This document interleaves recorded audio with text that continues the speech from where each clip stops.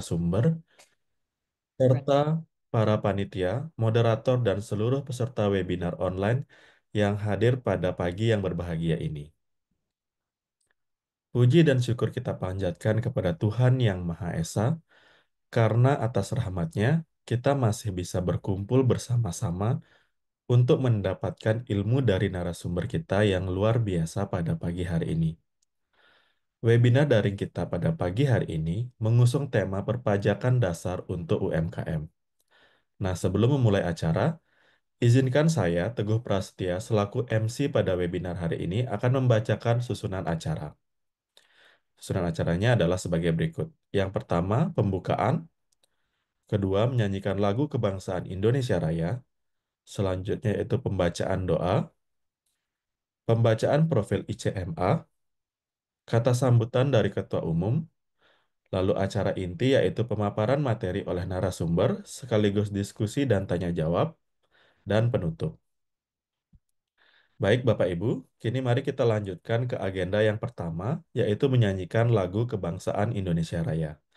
Para hadirin diminta untuk duduk dengan tegap dan mendengarkan lagu dengan hikmat. Untuk operator, saya persilahkan.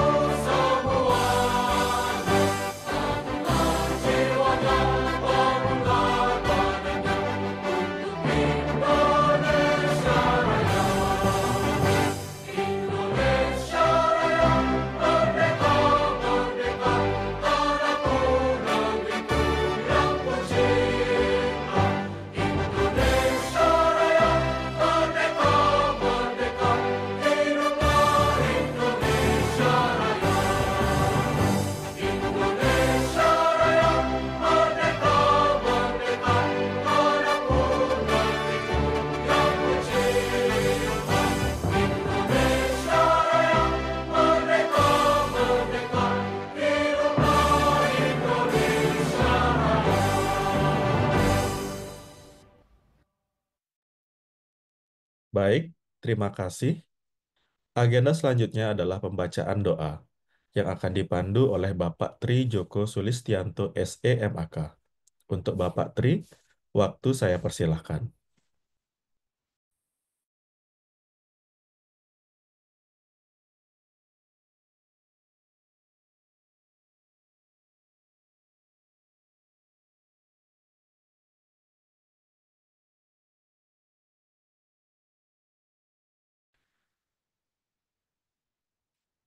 Ya Tuhan yang Maha Kuasa, kami bersyukur atas kesempatan ini untuk berkumpul dalam acara webinar ini.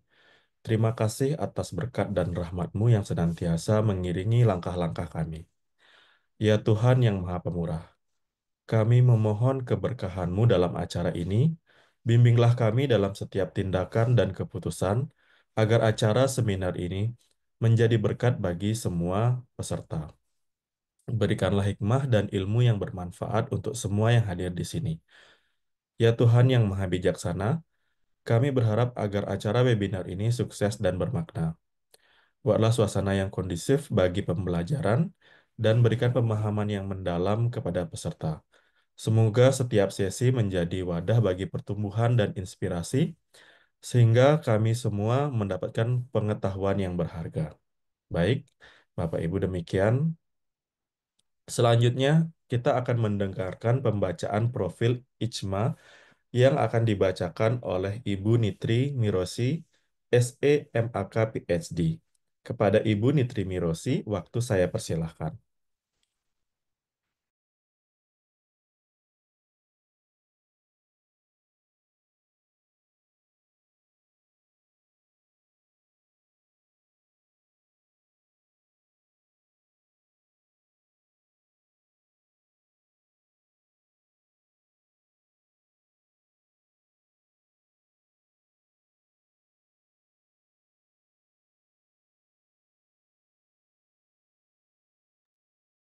Baik, Bapak Ibu, karena Ibu Mirosinya belum join, mungkin kita akan melihat pembacaan profil diganti ke Ibu Armiani. Silakan Ibu.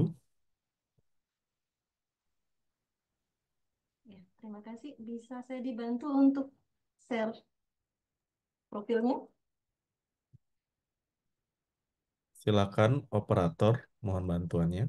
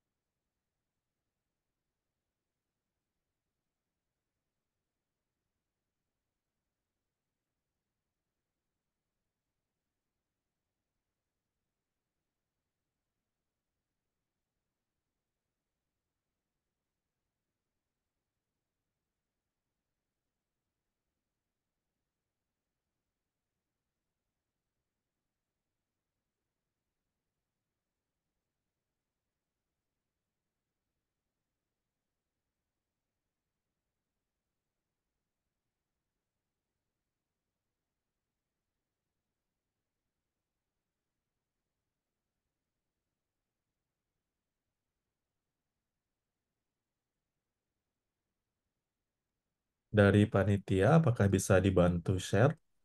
Atau mungkin bisa memberikan co-host ke saya agar saya bisa bantu share?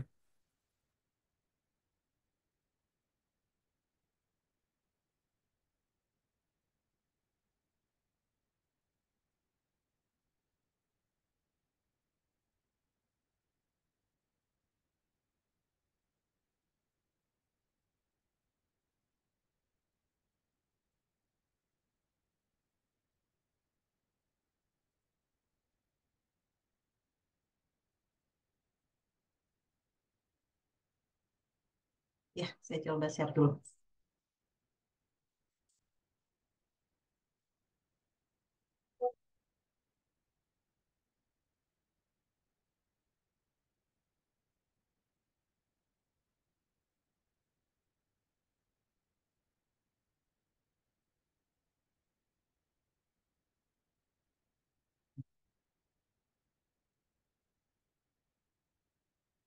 Ada ya.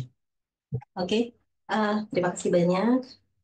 Eh, kita Itsma Cendekiawan Muda Indonesia, Akuntansi Muda, mohon maaf, Ikatan Cendekiawan Muda. Hmm, ya, kami di, mohon maaf, mungkin agak pelan-pelan ya, sebentar.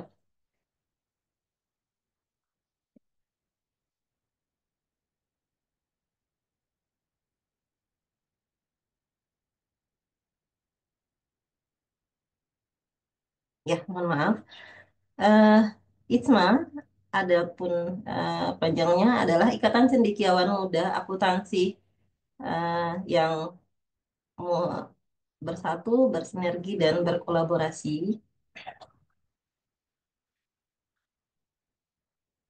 Eh, Adapun timeline dari ITSMA, di tahun 2018, ITSMA ini ada sedikit perbincangan dari para akuntan yang ingin mendirikan ITSMA di tahun 2018 Mei, pembuatan grup WA untuk dosen muda akuntansi.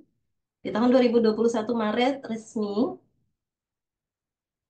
sorry, di tahun 2021 April rekrutmen anggota dan DPN serta Dewan Eksekutif ITSMA.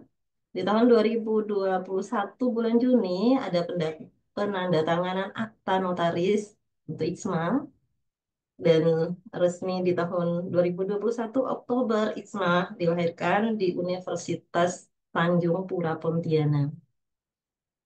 Di tahun 2022 Oktober Disnatalis yang pertama ITSMA di Universitas Pancasila Jakarta, dan di 2023 Oktober juga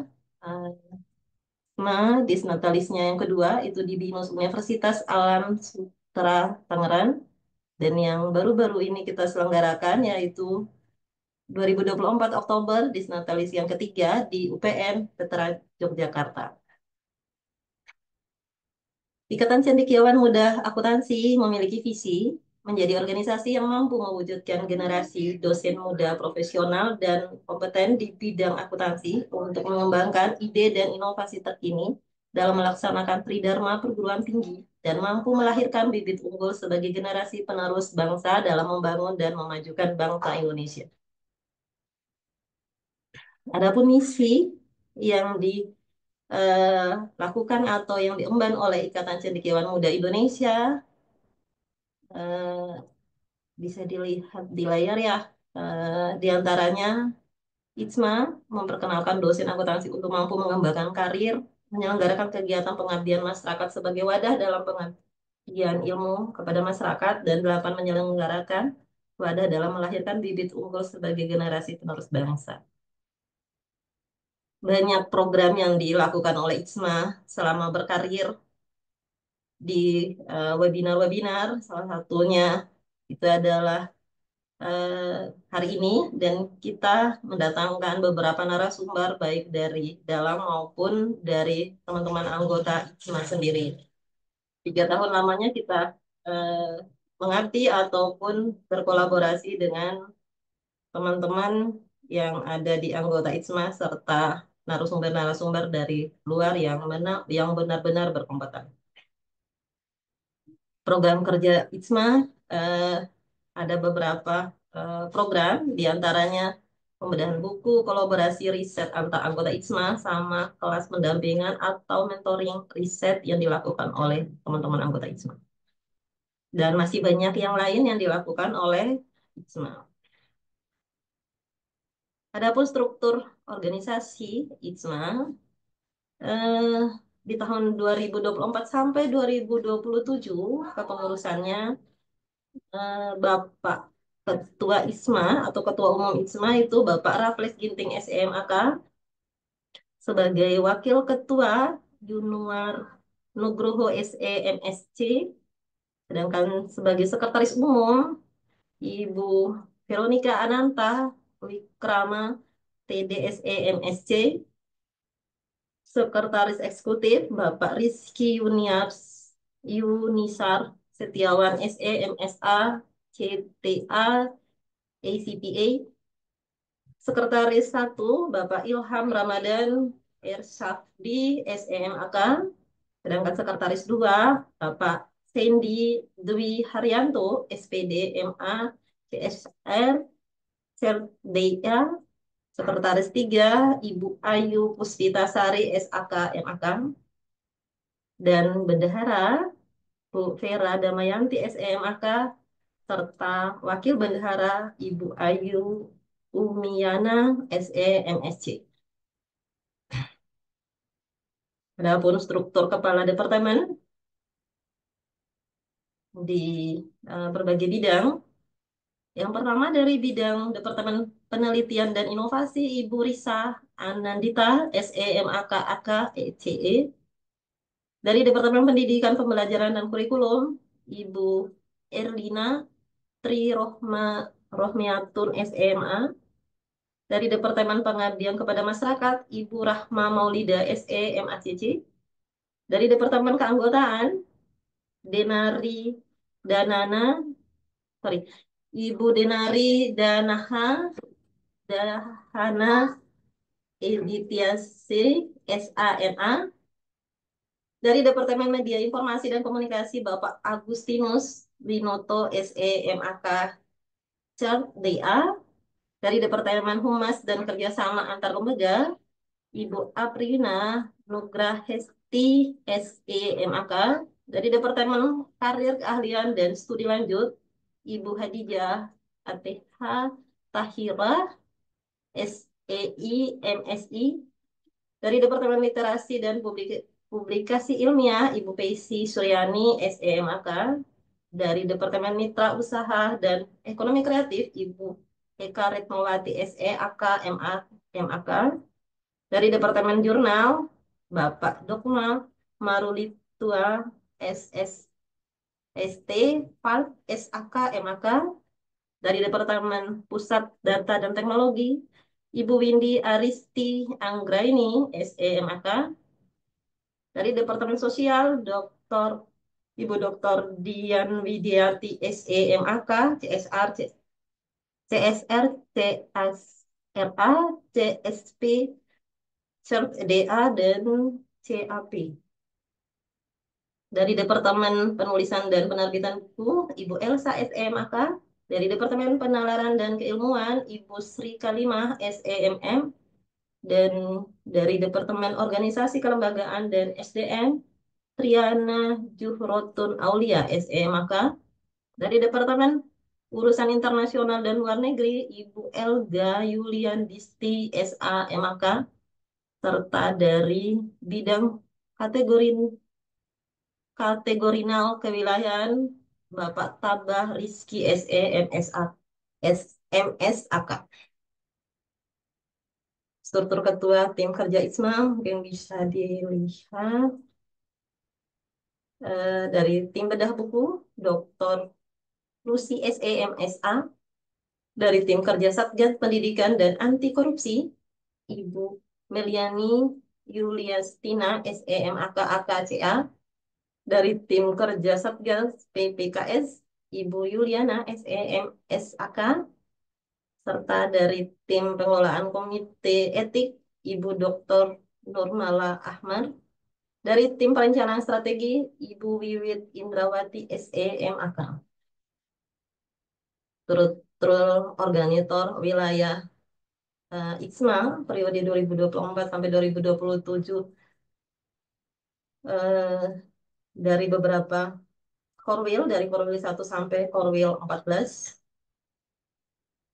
eh, sudah apa namanya, struktur organisasi yang cukup mumpuni dari beberapa dosen-dosen muda Indonesia dan yang memang berkompeten.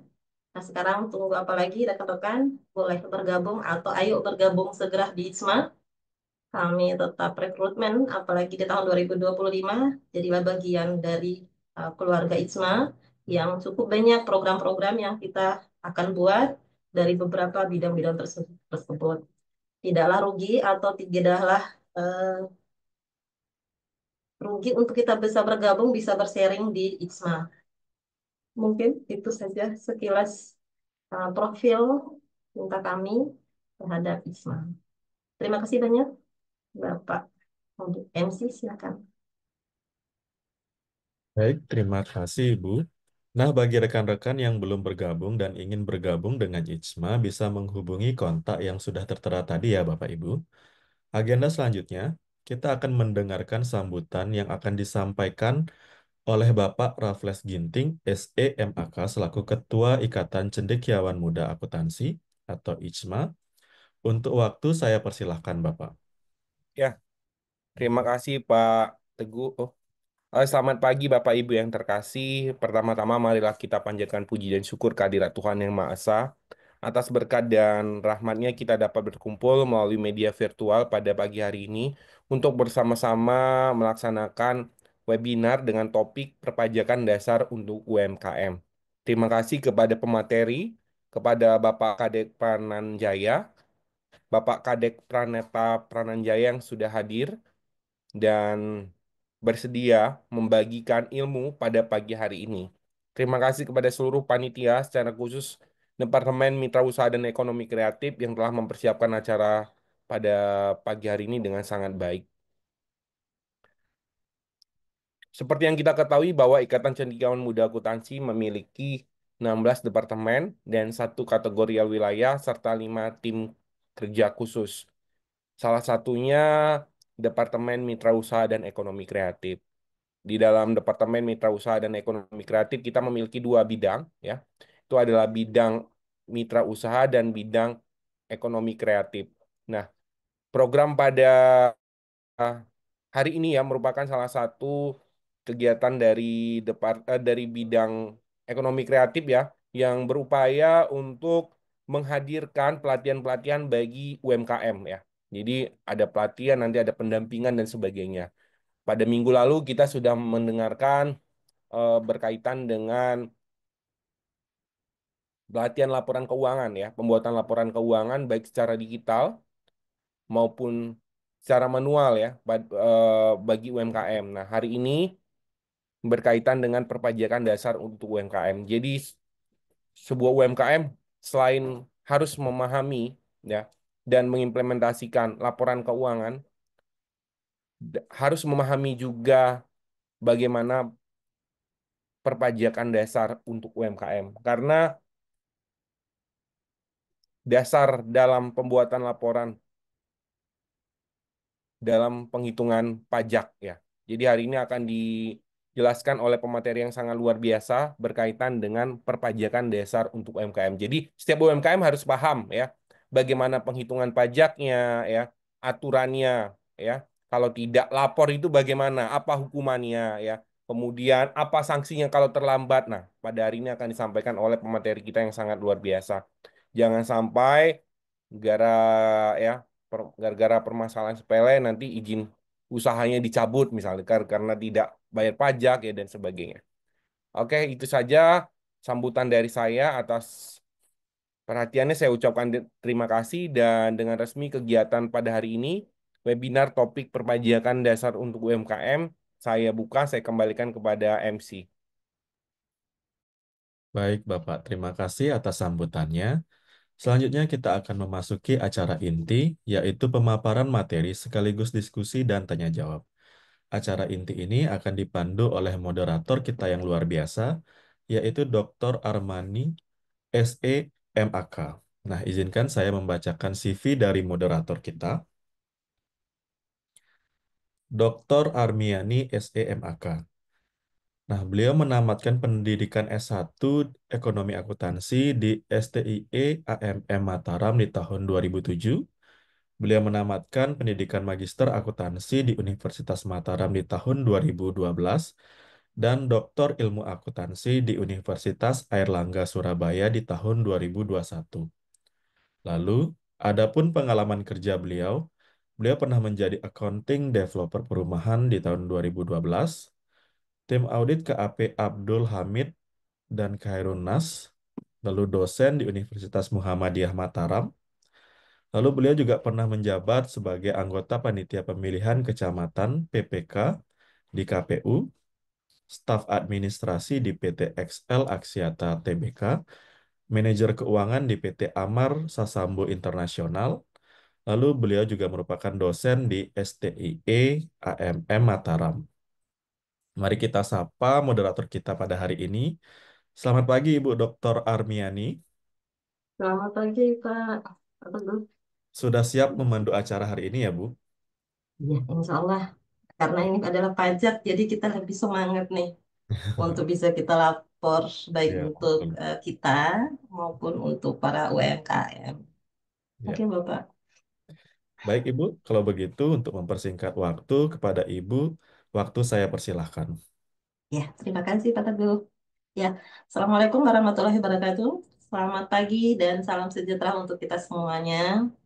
Apa kabar Bapak Ibu semuanya? Semoga kita hari ini penuh semangat, kebahagiaan yang sangat bagus ya. Saya sangat senang bisa hadir di tengah para dosen, praktisi, dan para pelaku UMKM yang hebat. Hari ini tanpa kita ketahui ya, tanpa UMKM Indonesia tak akan sekuat ini karena memang kontribusi dari UMKM sangat luar biasa. Sebelumnya saya ucapkan terima kasih pada Pak Teguh yang sangat luar biasa untuk MC hari ini. Dan terima kasih juga pada Ketua Umum IKSMA, Pak Raffles Ginting SEMAK. Dan tidak lupa ucapan terima kasih pada tim panitia dari bidang mitra, usaha, dan ekonomi kreatif yang sangat berkreatif ya untuk menampilkan tema-tema yang tepat, yang memang sangat dibutuhkan dan menjadi kebutuhan para pelaku UMKM. Hari ini kita akan membahas sesuatu yang terkadang kita pusing ya, tapi sebenarnya bisa jadi itu adalah kunci sukses bisnis kita. Dan yang hari ini pun juga kita akan bahas terkait dengan perpajakan dasar untuk UMKM.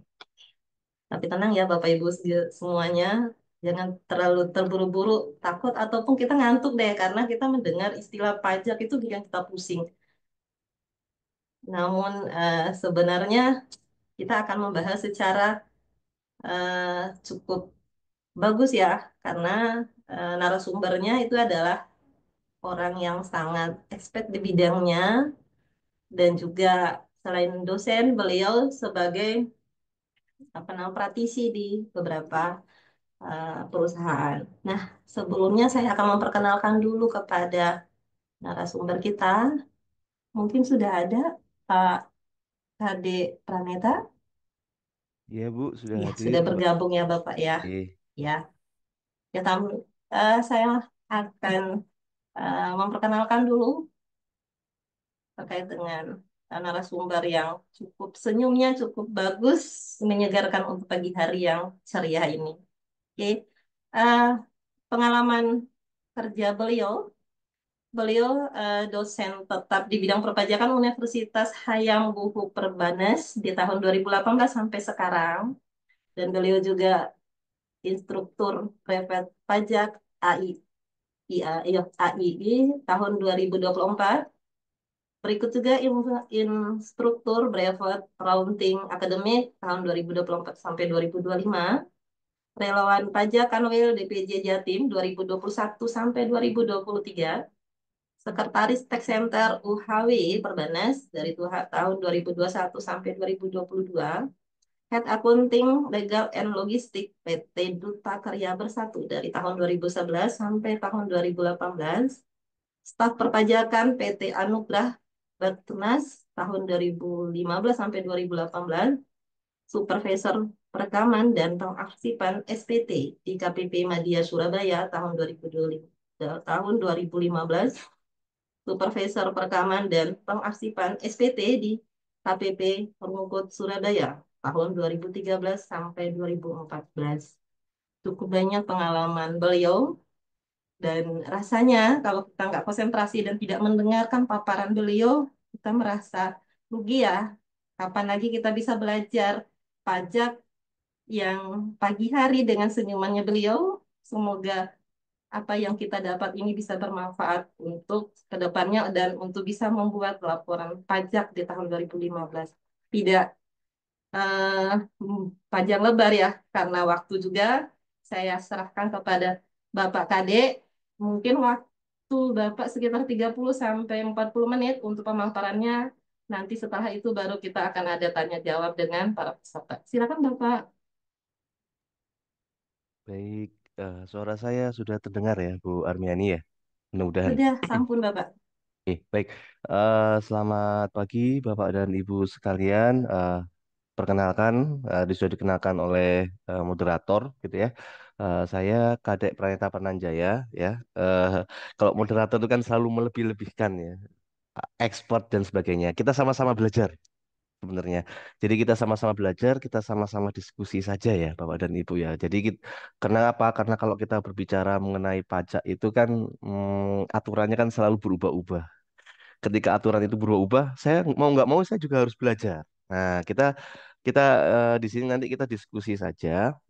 Jadi Bapak dan Ibu nanti nggak usah takut. Waduh, ngomongin pajak nanti saya jangan-jangan dikenai pajak. Waduh, nanti saya jangan-jangan dikejar-kejar pajak. Enggak. Jadi materi pada pagi hari ini sebenarnya adalah untuk eh, para Bapak Ibu pemilik UMKM gitu ya atau pemilik usaha itu supaya aware terkait dengan perpajakan gitu ya. Kenapa kok kita harus tahu mengenai perpajakan? Nah, ini saya akan jelaskan terlebih dahulu. Saya izin share terlebih dahulu. Bapak dan Ibu. Hmm, bentar ya.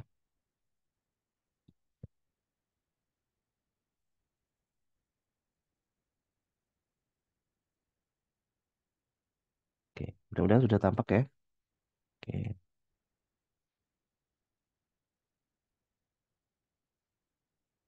baik. Eh, Pada hari ini kita tidak membahas pajak yang sangat rumit. Kita hanya berbicara mengenai perpajakan dasar untuk UMKM saja. Jadi nggak usah terlalu banyak difikirkan. Waduh nanti gimana cara ngitungnya? Waduh gimana caranya? Enggak. Kita belajarnya pelan-pelan dulu aja. Karena kan Kalau UMKM ini sebenarnya untuk perpajakannya itu tidak terlalu rumit gitu ya, hanya beberapa pajak saja yang nantinya akan dikenakan pada UMKM gitu ya. Nah, sebelum kita mulai masuk bagaimana caranya kita menghitung, saya seperti biasa di awal itu saya akan pasti akan menjelaskan mengenai sebenarnya pajak itu apa gitu ya. Eh, Kalau kita berbicara mengenai undang-undang perpajakan gitu ya di Undang-Undang KUP itu pasti sudah dijelaskan dan kita juga sudah tahu bahwa pajak itu adalah kontribusi wajib eh, kepada negara gitu ya. Siapa itu yang wajib membayar pajak yang berkontribusi? Bisa orang pribadi atau perusahaan. Ya, tergantung jenis wajib pajaknya. Yang mana karena kontribusinya ini sifatnya wajib, itu bisa dipaksakan. Loh, Pak, kita kan tidak boleh memaksa. Ingat, pajak itu dipaksakan tapi didasarkan pada undang-undang. Ya. Dan yang perlu kita ketahui di sini adalah yang ini. Ya. Ketika kita membayar pajak, kita tidak langsung mendapatkan manfaatnya. Jadi misalnya nih, yang paling gampang ya, yang paling paling sering kita lakukan itu kan bayar pajak kendaraan bermotor gitu ya. Kita membayar pajak kendaraan bermotor, apakah jalan-jalan di depan rumah itu langsung jadi bagus? Kan enggak.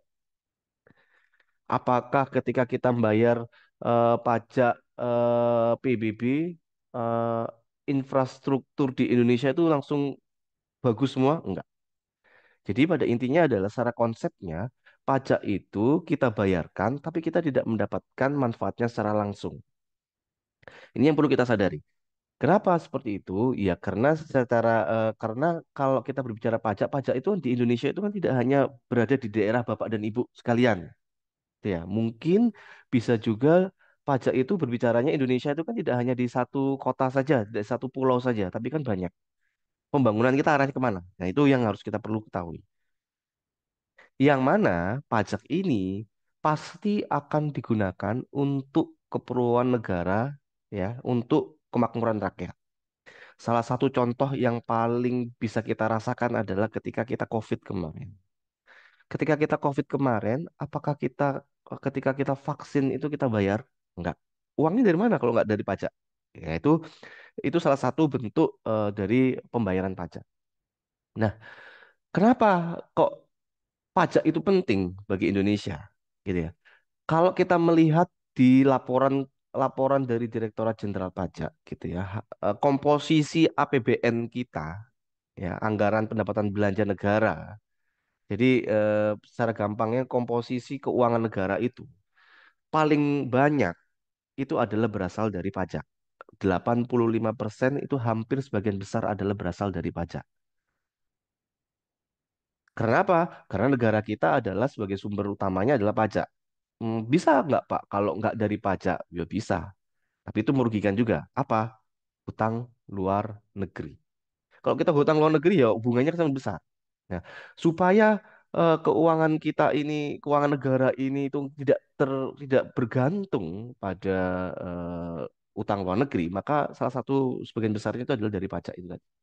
Jadi itulah pentingnya pajak, gitu ya. Jadi kontribusi wajib kepada negara yang bersifat memaksa berdasarkan undang-undang.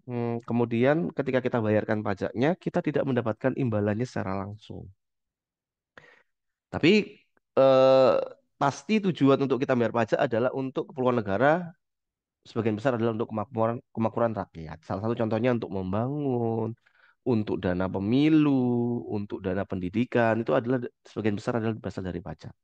Jadi seberapa pentingkah pajak itu adalah sangat penting ya bagi Indonesia. Jadi kita harus menyadari terlebih dahulu. Hmm, saya yakin Bapak dan Ibu pasti akan merasa berpikiran, saya buat apa bayar pajak? Saya tidak merasa itu malah merugikan kita. Saya nggak merasakan manfaatnya. Saya yakin Bapak dan Ibu pasti berpikiran seperti itu. Ya, karena kita harus kembali lagi ke definisinya. Kita di Indonesia itu tidak hanya berbicaranya itu hanya di satu pulau atau satu kota. Tapi saya yakin pembangunan itu kan pasti ada rencananya. Rencana ini arahnya kemana? Nah, itu perlu perlu perlu di pahami terlebih dahulu. Saya yakin pajak itu tidak bisa memenuhi apa ya, memenuhi seluruh keinginan masyarakat. Paling tidak pajak itu digunakan untuk eh, keperluan untuk masyarakat, ya, baik itu pendidikan dan lain. Jadi pajak itu penting. Sehingga kita harus mengetahui dulu dong, fungsi pajak apa dong. Jadi fungsi pajak secara definisi itu apa? Ada fungsinya sebagai budgeter. Untuk apa? Untuk membiayai pengeluaran-pengeluaran pemerintah. Jadi selama ini kalau pemerintah membayar eh, pengeluaran-pengeluaran, ya uangnya itu adalah sebagian besar dari pajak. Karena apa? 85% itu adalah dari pajak.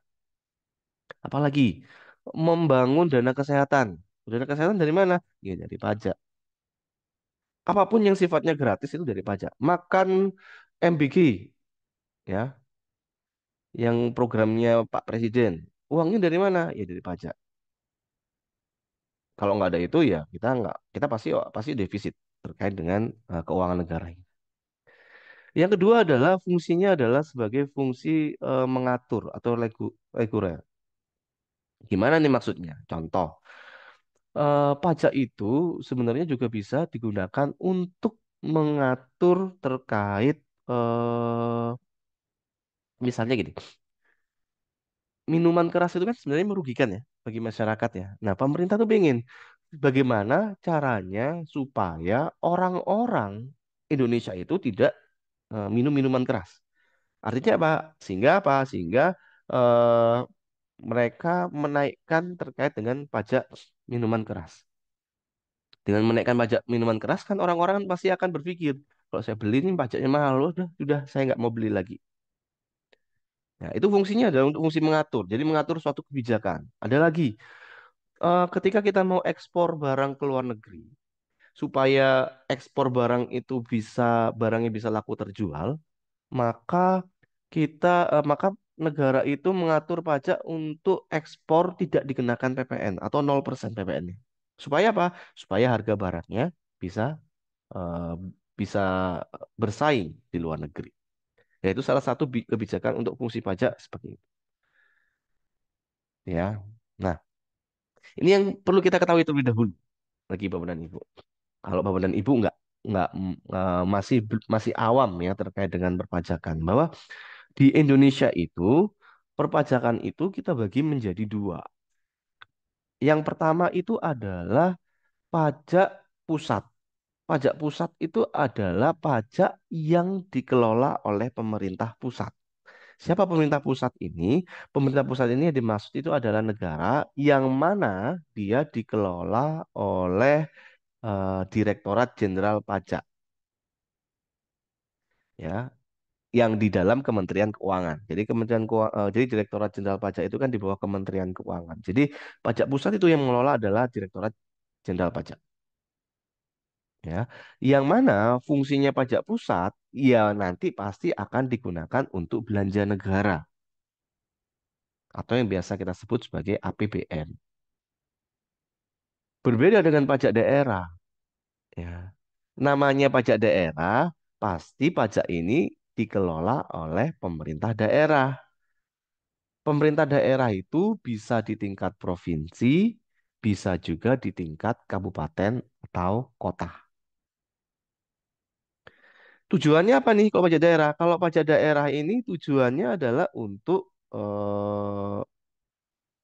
membiayai belanja pemerintah daerah. Ya, jadi beda ya. Jadi ada pajak pusat dan pajak daerah. Jadi Bapak dan Ibu harus tahu terlebih dahulu ini. Supaya nanti nggak salah kaprah. Jadi supaya nanti nggak salah paham juga Bapak dan Ibu. Kenapa salah paham? Pokoknya semua jenis pajak itu pengelolanya adalah negara. Tidak semua pajak itu dikelola oleh negara. Kita bagi menjadi dua bagian. Ya, ada pajak pusat dan ada pajak daerah. Nah, ini salah satu jenis-jenis pajaknya. Jadi kalau kita berbicara mengenai pajak pusat itu pasti terkait dengan pajak penghasilan. Namanya pajak penghasilan itu pajak atas penghasilan yang didapat. Ya. Kemudian pajak pertambahan nilai. Ya, kalau pajak pertambahan nilai itu khusus nanti orang-orang yang sudah dianggap sebagai PKP. Ini saya akan jelaskan juga.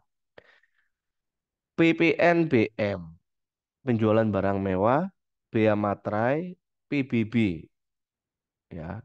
PBB itu dibagi jadi dua. Jadi dua.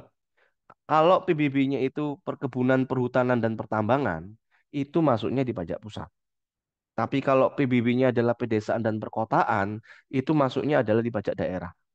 Nah, biasanya Bapak dan Ibu kalau punya rumah, gitu ya, punya rumah, nah itu masuknya apa? Itu termasuk pajak daerah. Itu kita sebut sebagai PBB pedesaan dan perkotaan. Tapi kalau perkebunan, perhutanan, dan pertambangan itu masuknya ke pajak pusat. Ya, gitu ya. Jadi pajak pusat itu adalah ini. Kalau pajak daerah, apa contohnya? Pajak restoran, pajak hiburan, pajak kendaraan bermotor, BPHTB, atau mungkin pajak-pajak daerah lainnya. Jadi pajak daerah itu banyak jenisnya. Jadi eh, paling tidak Bapak dan Ibu tahu, oh pajak itu ternyata ada dua ya, pajak pusat yang dikelola oleh negara, yang kedua adalah pajak daerah yang dikelola oleh daerah, pemerintah kota atau provinsi. Kayak gitu. Ini ada jenis-jenis pajak.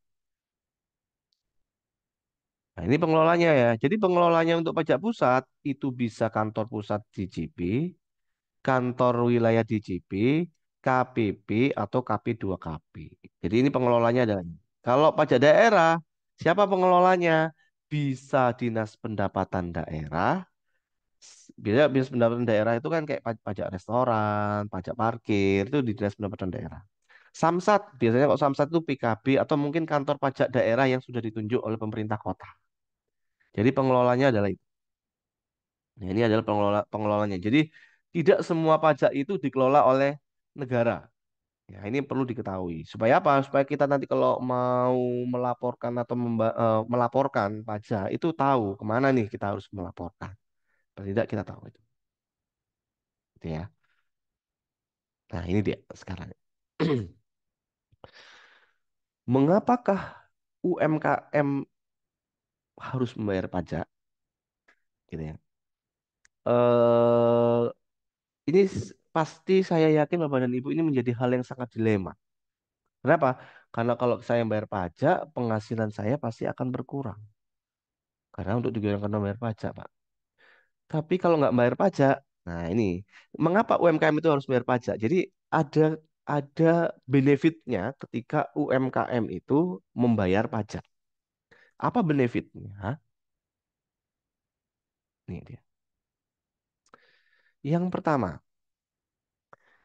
pajak itu merupakan aturan wajib untuk usaha yang berjalan. Jadi ketika Bapak dan Ibu melakukan usaha, memiliki penghasilan, ya, berarti sebenarnya Bapak dan Ibu itu harus membayar pajak. Intinya adalah seperti itu. Kenapa? Jadi di aturan perpajakan itu kan ada namanya pajak penghasilan. Pajak penghasilan itu dikenakan kepada Bapak dan Ibu yang mendapatkan penghasilan. Nanti akan dipotong pajak. Ya. Jadi kalau nggak dipotong pajak, gimana? Ya nanti kalau nggak dipotong pajak, jangan sampai nanti akan dikenakan sanksi oleh orang pajak. Ada kejadian. Itu pun saya tangani juga. Jadi perusahaan ini, bukan perusahaan, UMKM ini cukup besar UMKM-nya, dia tidak segera mendaftar NPWP. Lalu ketahuan oleh orang pajak, dibuatkan NPWP secara jabatan. Apa NPWP secara jabatan itu? Jadi NPWP-nya itu dibuatkan oleh orang Direktorat Jenderal Pajak. Itu langsung dibuatkan, pokoknya intinya kita tinggal terima NPWP-nya. Loh enak Pak, berarti saya seperti itu aja. Hati-hati, kalau kita membuat terkena NPWP secara jabatan, maka kita nanti akan menanggung sanksi pajak yang lumayan cukup besar juga. Ya, jadi intinya kenapa UMKM itu harus bayar pajak? Ya, karena di dalam aturan perpajakan bahwa setiap tambahan kemampuan ekonomis atau mempunyai penghasilan maka akan dikenakan pajak. Gitu ya. Yang kedua, kalau kita berbicara mengenai UMKM, itu kan pasti kaitannya pasti modal, ya Bapak dan Ibu. Ini saya juga kebetulan ada dosen juga yang praktisi di bank juga. Saya konfirmasikan, eh, Kalau kalau UMKM itu tidak patuh pajak, artinya misalnya tidak membayar PBB, tidak membayar pajak, apakah itu menjadi penilaian terkait dengan mm, pinjaman? Jawabannya adalah iya.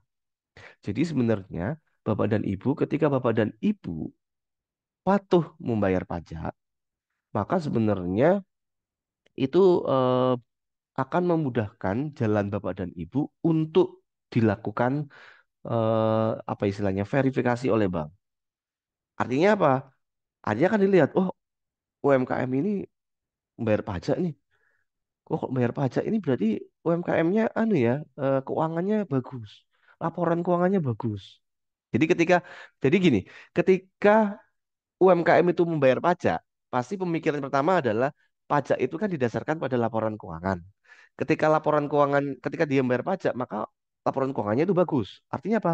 Menjadi poin plus terkait dengan apa namanya? Terkait dengan eh, untuk verifikasi di bank. Ya itu sebenarnya memudahkan Bapak dan Ibu. Ya, saya yakin UMKM itu kan pasti membutuhkan modal. Kalau modal itu kan paling gampang ya kita mintanya adalah ke bank. Ya selain laporan keuangan, ya pasti pajak itu pasti akan dilihat. Itu menjadi salah satu karakteristik. Membayar pajak itu akan menghindari denda dan masalah hukum. Betul.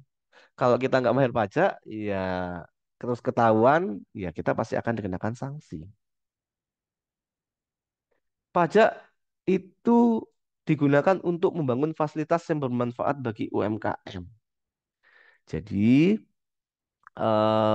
ada beberapa program pemerintah yang mana program pemerintah itu seperti contohnya mungkin memberikan pelatihan kepada UMKM, memberikan pendampingan kepada UMKM. Itu sebenarnya adalah pembicara-pembicaranya atau persiapan terkait pelatihan itu kan perlu biaya.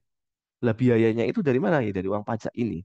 Kalau Bapak dan Ibu nggak membayar pajak, ya otomatis akan sedikit fasilitas yang akan dirasakan oleh UMKM. Sebenarnya adalah itu. Yang terakhir, jadi UMKM yang membayar pajak itu bisa naik kelas ke yang lebih profesional. Jadi kan UMKM itu kan pasti tujuan UMKM itu kan nggak selalu nanti jadi UMKM terus ya, pasti akan menjadi UMKM yang lebih besar lagi. Ketika kita membayar pajak, maka pandangan terhadap orang, pandangan terhadap UMKM itu kan pasti akan melihat, UMKM ini bayar pajak, pasti akan banyak dilirik gitu ya oleh orang-orang. Nah, jadi alasan kenapa UMKM harus bayar pajak ini harus kita pahami. Dan yang paling penting adalah yang ini loh sebenarnya, yang saya katakan ini. Kenapa? Ya ini adalah satu hal penting ketika kita mau melakukan pinjaman. Salah satu persyaratan untuk bisa diverifikasi dan lolos verifikasi ya ketika kita membayar pajak tadi. Kenapa? Contoh, misalnya PBB. PBB itu kita punya rumah dijaminkan kepada bank, tapi PBB-nya belum dibayarkan. Apa yang terjadi? Yang terjadi adalah, loh ini belum dibayar Pak, wah ini nggak bisa. Ini nggak bisa kita proses. Ya, jadi kita harus harus memahami itu terlebih dahulu. Ya, pertama kita harus membayar pajak. Itu.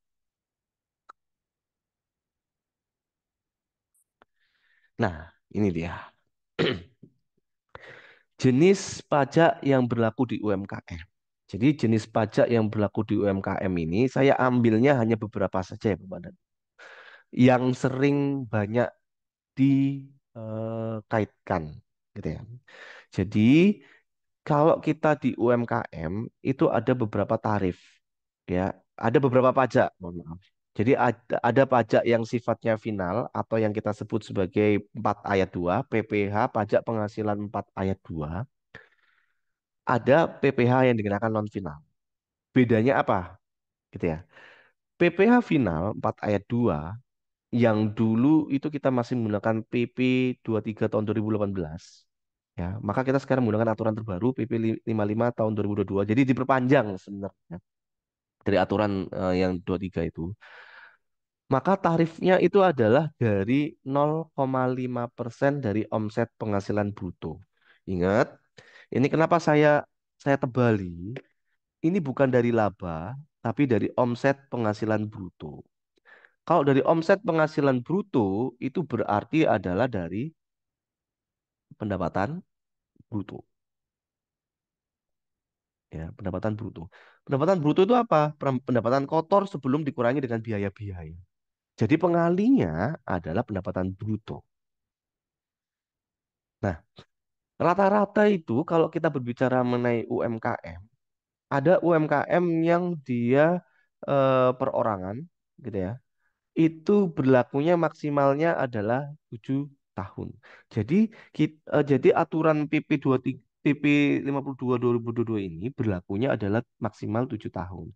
Biasanya apa? Biasanya ini yang omsetnya kurang dari 4,8 M, kita menggunakan PPh final 4 ayat 2. Jadi gampang pengalinya. Jadi 0,5% tinggal dikalikan dengan pendapatan bruto. Bagaimana Pak kalau ternyata penghasilannya kita ini lebih dari 4,8 M? Ya kita menggunakan tarif pasal 17. Nanti akan saya jelaskan di perhitungannya bagaimana tarif pasal 17. Gitu ya. Jadi kalau 4,8 M di atas 4,8 M maka kita menggunakan tarif pasal 17. Tapi kalau di bawah 4,8 M kita menggunakan PP 5 tahun 2022 yang dimana dia pengalinya adalah 0,5% dari penghasilan pendapatan bruto. Yang ketiga, itu adalah pajak pertambahan nilai, ya, PPN. Nah, PPN ini yang wajib memungut PPN ini adalah ketika omsetnya adalah di atas 4,8 M. Misal Bapak dan Ibu, UMKM Bapak dan Ibu itu omsetnya di atas 4,8 M, maka Bapak dan Ibu harus menjadi PKP, pengusaha kena pajak. Pak, saya nggak mau menjadi PKP. Sama dengan NPWP tadi, kalau nggak mau menjadi PKP, hati-hati kalau ketahuan orang pajak. Apa itu? Maka akan dibuatkan namanya PKP secara jabatan. Dan itu bisa berlaku mundur ke belakang.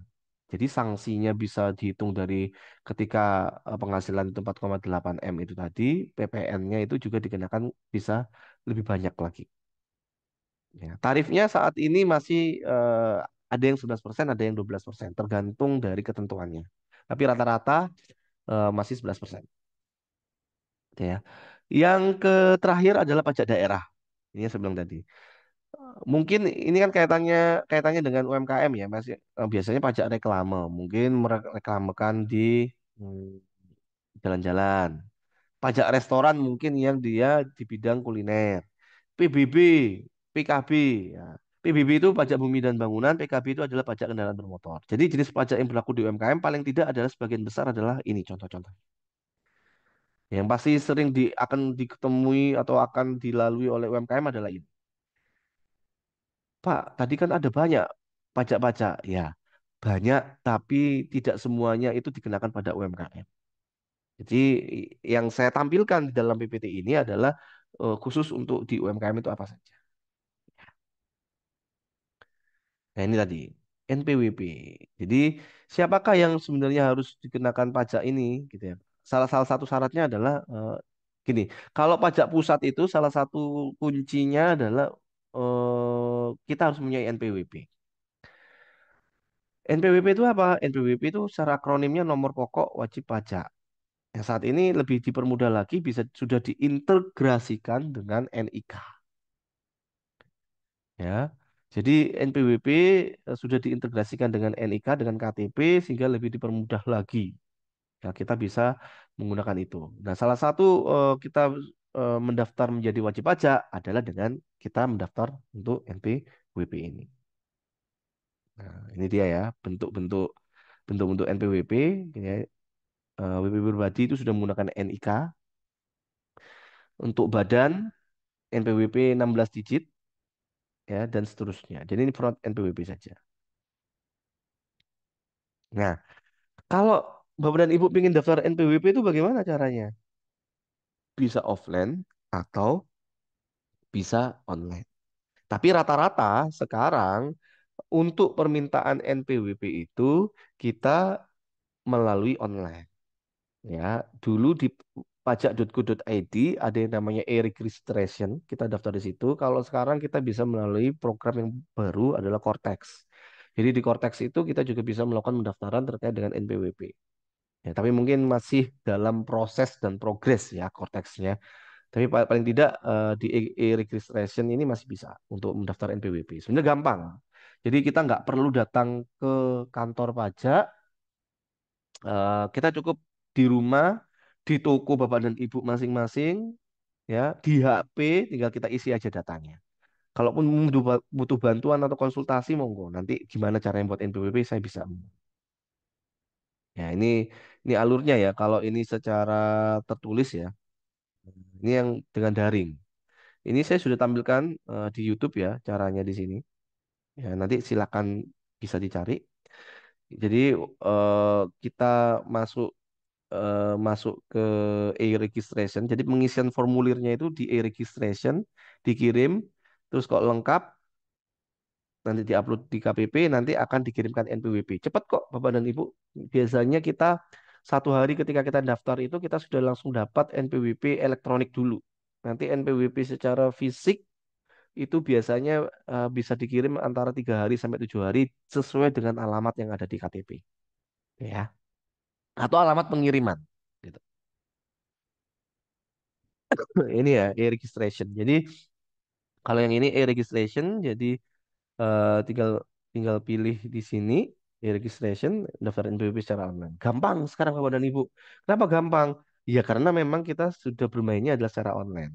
Tapi bagi Bapak dan Ibu yang memang tidak terbiasa dengan online ini menjadi hal yang susah. Gak apa-apa. Kalau membuat atau NPWP bisa kok Bapak dan Ibu ke kantor pajak nanti pasti akan dibimbing atau diarahkan oleh orang-orang yang ada di sana. Jadi nggak usah khawatir.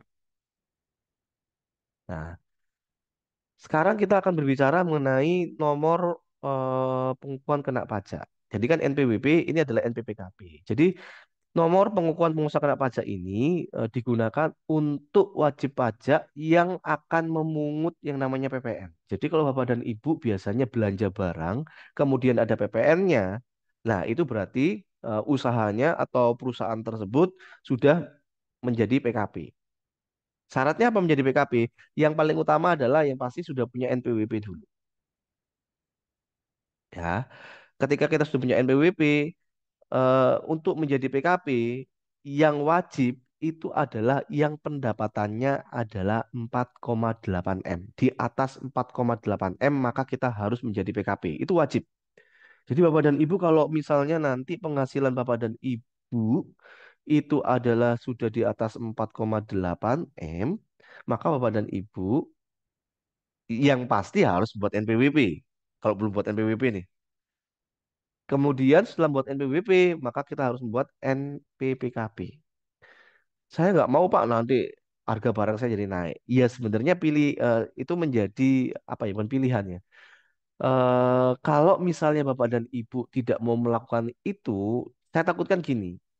Kalau itu menjadi diperiksa atau mungkin ketahuan oleh orang pajak, saya takutkan adalah Bapak dan Ibu nanti akan dikenakan secara jabatan, yang mana sanksinya akan lebih cukup besar lagi, gitu. Gitu ya. Jadi yang wajib untuk membuat NPWKP yang di atas 4,8 M atau dia minta dibuatkan sendiri walaupun penghasilannya kurang dari 4,8 M. Kalau di bawah 4,8 M itu dua pilihan, mau menjadi PKP gitu ya atau tidak menjadi PKP. Boleh memilih ya. Ketika kita sudah di PKP, apa yang harus kewajibannya? Ya kita membuat apa namanya? Memungut yang namanya PPN.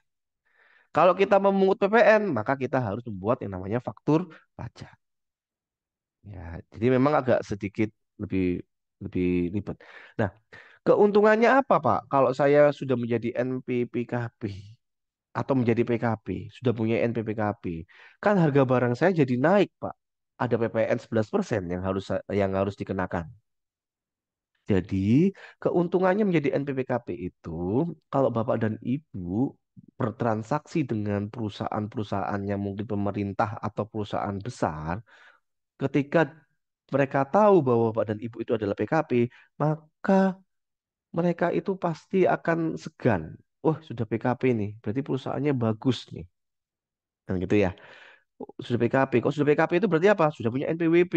Oh, kalau sudah punya NPWP ini berarti dia melaporkan pajak, berarti dia harus membuat laporan keuangan. Jadi lebih dipercaya. Kredibilitas terkait dengan usahanya itu lebih dipercaya. Ini pernah kejadian usaha teman saya gitu ya. Usaha teman saya ini waktu itu adalah jual jual jual alat tulis ya. Alat tulis yang mana dia itu mau tender dengan pemerintah. Wah, sudah tender, deal harganya sekitar 2 miliaran gitu ya, sekitar 2 miliaran ternyata dibatalkan. Kenapa? Karena tidak punya PKP. Jadi kalau pemerintahan tender itu wajib perusahaan yang sudah punya PKP. Lumayan kan 2 miliar loh Bapak dan berapa keuntungannya? Besar. Jadi salah satu kita menjadi PKP ini menjadi salah satu yang hal yang sangat bagus di sini. Ya. Sama ya caranya ke registration kalau mau daftar pengukuhan PKP. Jadi di registration kita daftar. Nah, kalau ternyata Bapak dan Ibu itu sebenarnya harus sudah mempunyai NPWP dan harus menjadi PKP, tapi tidak memiliki itu, maka akan dikukuhkan secara jabatan.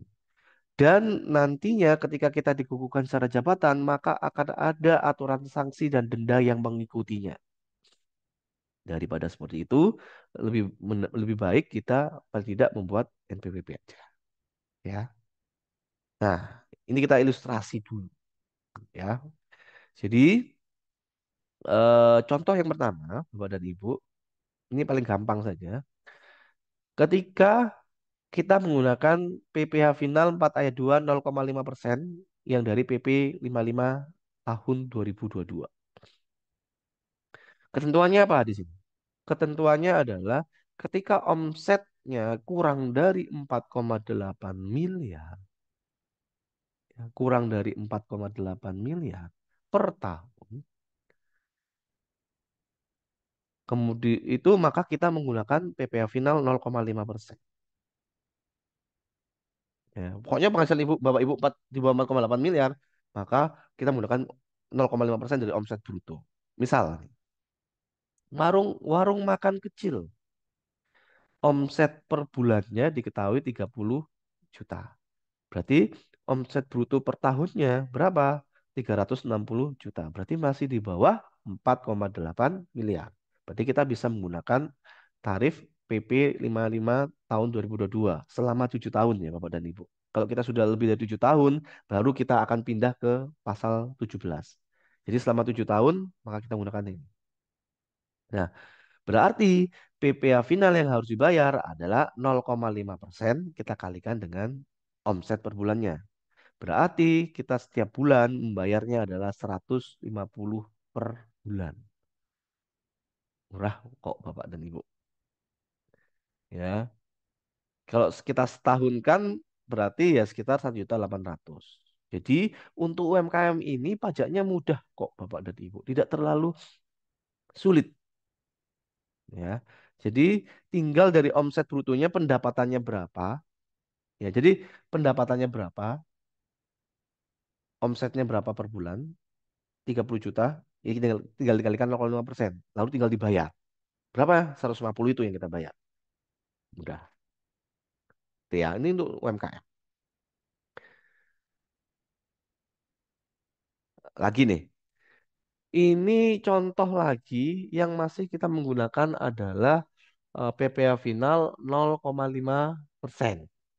Menggunakan PP 55. Yang mana dia omset per bulannya adalah 200 juta. Kalau 200 juta kita kalikan 12 itu berapa? Masih 2,4 miliar. Oh, masih di bawah 4,8 M kan? Nah, berarti menggunakan apa? Kita menggunakannya adalah 0,5%. Kita gunakannya adalah 0,5%. Ya, berarti 0,5% kita kalikan 200 juta.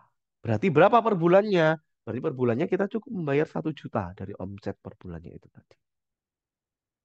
Gampang kok ngitungnya dari omset per bulannya itu.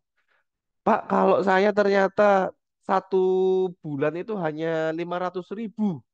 Ya berarti 500.000 dikalikan 0,5. Nggak banyak kok Bapak dan Ibu. Hanya 0,5 saja. Pak, kalau saya 1 juta. Berarti 1 juta kalikan 0,5. Jadi untuk UMKM itu dikenakan adalah ini. Nah, bagaimana jika kalau omsetnya itu ternyata adalah lebih dari 4,8 M? Jadi, ketika kita lebih dari 4,8 M, maka UMKM-nya itu wajib menjadi pengusaha kena pajak. Ini selain kena pasal 17 ya, ini kita berbicara PPN dulu. Jadi kalau omsetnya kita di atas 4,88 M, maka kita harus menggunakan PPN. Jadi wajib memungut 11% dari transaksi. Misalnya usaha catering. Usaha cateringnya omset per tahunnya 6 miliar. Berarti untuk dipungut kepada pelanggan itu adalah 11% dikalikan 6 miliar. Berapa? 660. Ya. PPN 660 ini ya kita sebut sebagai PPN keluaran. Ya. Nah, sehingga kalau kita biasanya catering itu beli barangnya itu juga di dikenakan PPN, misalnya beli bahan baku 200 juta dikenakan PPN juga, ya, dikenakan PPN 200 juta, maka 200 juta ini kita sebut sebagai PPN masukan. Jadi PPN yang dibayar itu berapa? Jadi PPN yang dibayar itu bukan yang 660 juta, tapi 660 juta kita kurangkan dengan 200 juta. Itu kita ketemunya dalam 460 juta. Itu untuk PPN ya, Bapak dan Ibu. Kalau memang penghasilannya di atas 4,8 M. Ya. Kalau yang ini lagi, kalau omsetnya di atas 4,8 M, maka kenanya adalah pasal 17 yang saya jelaskan tadi. Jadi pasal 17 lagi, pasal 17 itu tidak memakai tarif yang 0,5% lagi, tapi menggunakan tarif progresif pasal 17 Undang-Undang PPh. Gimana rumusnya? Penghasilan pajak sampai dengan 60 juta itu kenanya adalah 5%. Ya. Kalau penghasilannya 60 juta sampai 250 juta, kenanya adalah 15%. Kalau 250 juta sampai 500 juta, kenanya 25%. 500 juta sampai 5 miliar, 30%. Di atas 5 miliar ada 35%. Namanya tarif progresif, Bapak dan Ibu, bukan berarti ketika penghasilan kita 250 juta, kita langsung dikalikan 15%. Bukan. Jadi tarif progresif itu akan dikenakan di setiap level. Misal, saya ternyata memiliki kalau pasal 17 ini dari laba ya Bapak dan Ibu. Saya mempunyai labanya adalah misalnya 700 juta.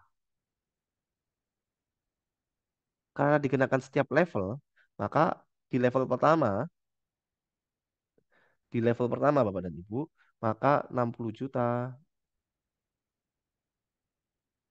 dikalikan dengan 5%.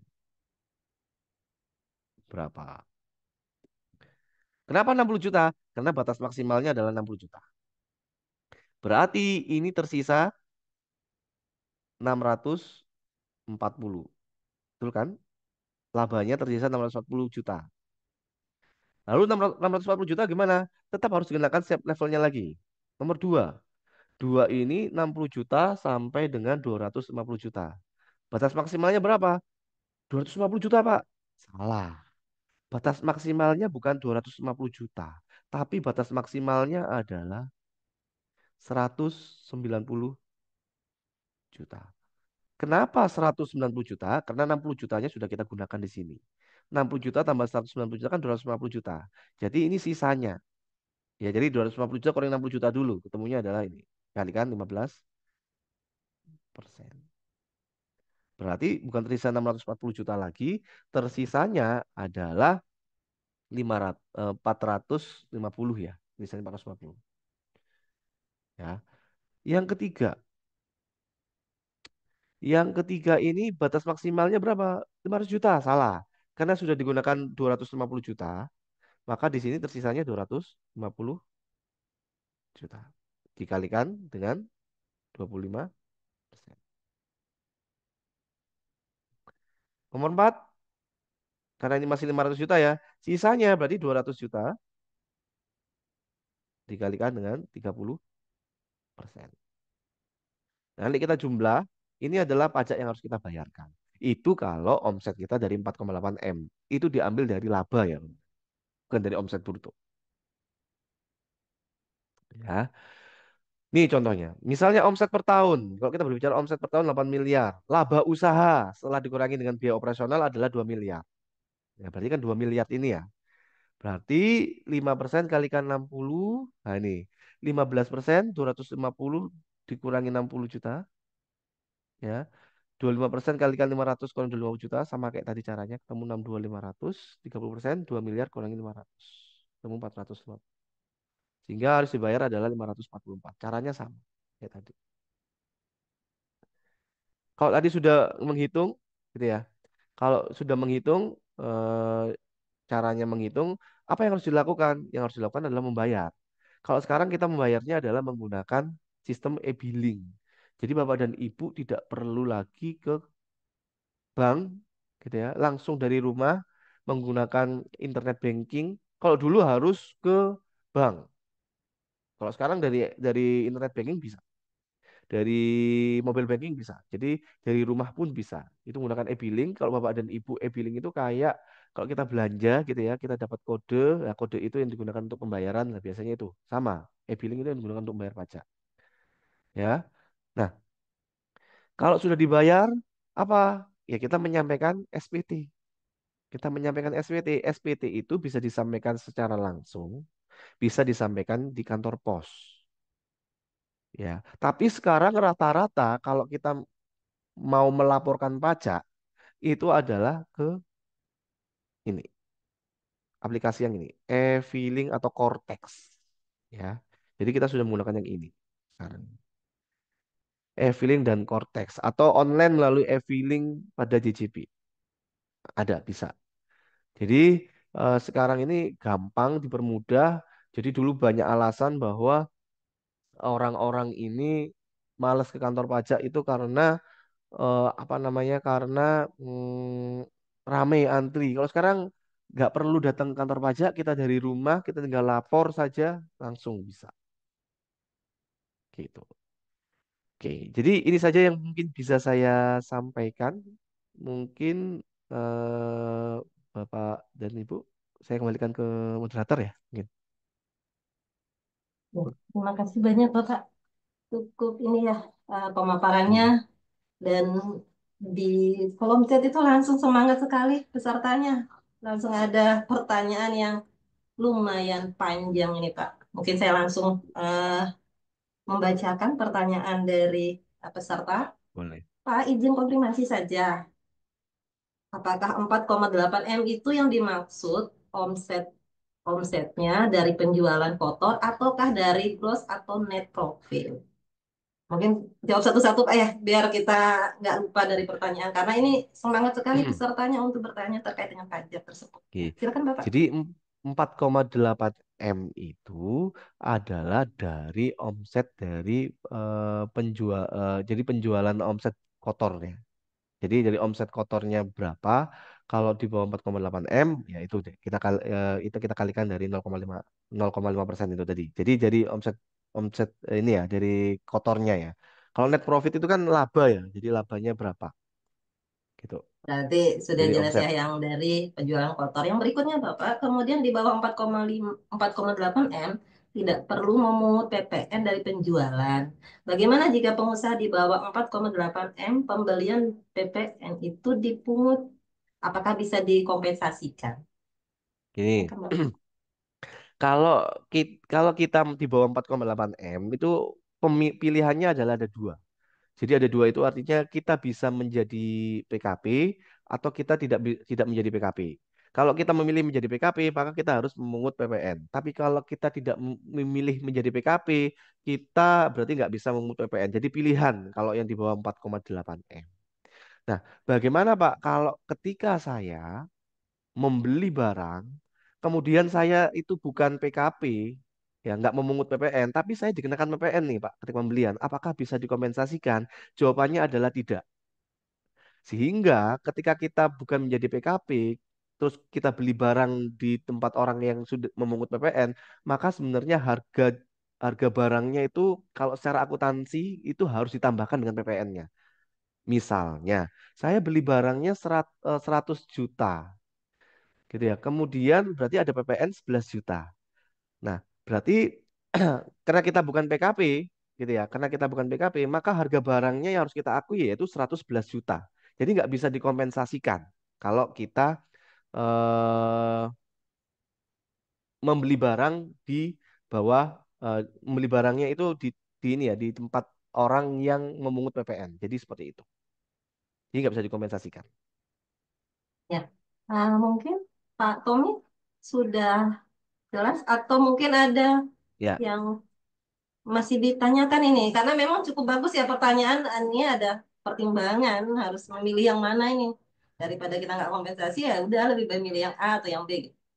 Mungkin Pak Tommy ada pertanyaan lagi dari Pak Tommy atau udah jelas? Sementara cukup dulu, Bu. Ya, Oke ya. ya, terima kasih baik. banyak.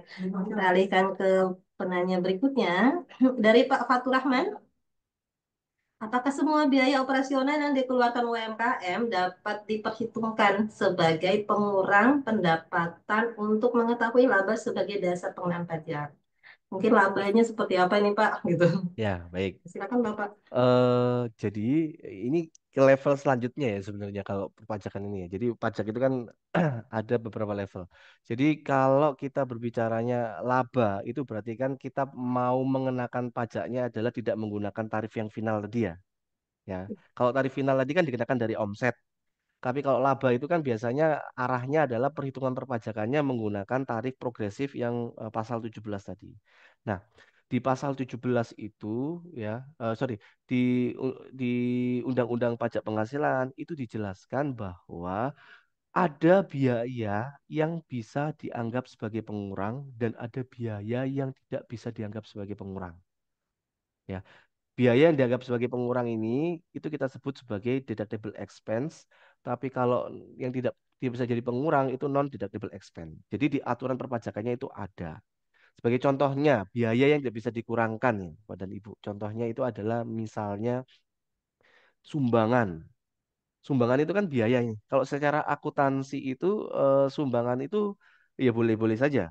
Tapi kalau secara perpajakan, sumbangan yang diperbolehkan itu hanya sumbangan yang terkait dengan bencana alam nasional. Ingat, statusnya adalah bencana alam nasional atau sumbangan yang terkait dengan pembangunan infrastruktur pendidikan. Itu boleh.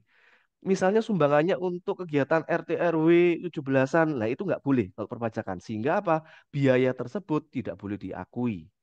Sehingga kalau di dalam prosesnya, kalau di dalam perhitungan perhitungan perpajakannya ya Bapak dan Ibu, itu ada yang namanya rekonsiliasi fiskal. Nah sebenarnya kalau rekonsiliasi fiskal itu ya salah satu komponen untuk pajak juga ya. Cuman kalau dijelaskan saat ini itu cukup panjang juga untuk menjelaskan itu. Jadi memang tidak semua biaya itu bisa dijadikan pengurang. Harus memperhatikan undang-undangnya dulu. Ada biaya yang memang dijadi pengurang. Contoh lagi Bapak dan Ibu. Misal biaya eh, telepon seluler untuk jabatan tertentu deh, ya. Telepon seluler untuk mungkin untuk pimpinan UMKM-nya atau untuk siapa untuk bosnya UMKM-nya. Nah, kalau telepon seluler itu dia itu kan boleh diakui biaya itu hanya 50%-nya saja. Baik pulsanya, baik servis teleponnya, ya misalnya rusak, itu hanya 50%-nya. Kenapa? Karena secara logika, kalau telepon seluler itu kan teleponnya dibawa kemana-mana nih. Dibawa pulang, dibawa ke rumah, gitu ya. Mungkin dibawa keliling-keliling, telepon siapa, mau telepon temennya, telepon saudaranya, kan kita nggak tahu. Ya, maka yang hanya boleh dianggap itu hanya 50%-nya saja. Jadi seperti itu. Ibu. Jadi memang ada biaya yang perlu dipertimbangkan. Gitu. Ya, mungkin ini Pak ya, kalau kita misalnya bayar apa namanya tadi sumbangan, sumbangan ke tempat yang memang punya izinnya. Nah, Ah mungkin ya, kalau betul betul. di Perizinnya boleh. Islam, Sumbangan kami keagamaan ya. misalnya Hmm, bayar bayar zakat, kalau bayarnya betul. di yang ada regulasi itu bisa Betul, di boleh. apa namanya dikena di pengurangan pajak ya. Tapi kalau kita Betul, bayar dikurang di pajak. masjid atau di kampung-kampung nggak bisa gitu ya, karena tidak ada mungkin tidak ada regulasi ataupun tidak ada nota yang kita terima. Lagi-lagi kita kembali ke akuntansi, ada bukti baru kita bisa Ya, diakui. Mungkin itu. Mungkin itu betul. Pak Fatur Rahman. Semoga bisa memahami atau mungkin ada tanggapannya. Dan cukup dulu Bapak Ibu ya. Terima kasih atas penjelasannya, Pak. Terima kasih banyak. Kita berikutnya, karena ini banyak sekali Pak, mohon maaf. Dari Pak Jainal, catering bukannya wajib pajak daerah ya Pak? Atau tetap WP UMKM? Terima kasih. Usaha Ya, catering ini Pak, bukannya wajib pajak daerah atau iya ya. wajib pajak? Jadi usaha catering itu hati-hati dengan gini. Usaha catering yang dia kalau pajak daerah itu kan yang artinya dia membukanya adalah cateringnya nanti dia buka restoran juga. Kalau buka restoran juga dia memang kenanya pajaknya pajak daerah. Tapi kalau secara ini ya kalau cateringnya itu misalnya dia hanya masak buat catering tapi dia tidak tidak apa namanya tidak membuka istilah-istilah kayak restoran, maka ya dikenakannya bisa melalui omset yang 0,5% itu. Jadi memang hati-hati dengan ini ya. Jadi kalau catering itu, jadi kalau misalnya kayak yang di Surabaya ini yang terkenal kan kayak Sono Kembang gitu ya. Kalau Sono Kembang itu kan dia buka restoran juga tuh di di tempatnya itu. Nah, maka seharusnya dia kenanya adalah pajak restoran. Tapi kalau cateringnya itu adalah dia murni catering hanya masak terus masakkan terus masukkan ke kantor ya itu sebenarnya adalah pajak catering yang sifatnya bukan pajak daerah, nggak perlu dikenakan pajak restoran gitu. Mungkin itu mungkin Pak Zainal yang bisa saya bantu terkait dengan pajak pajak Ya, ini ya. Pak Jana, mungkin bisa dipahami.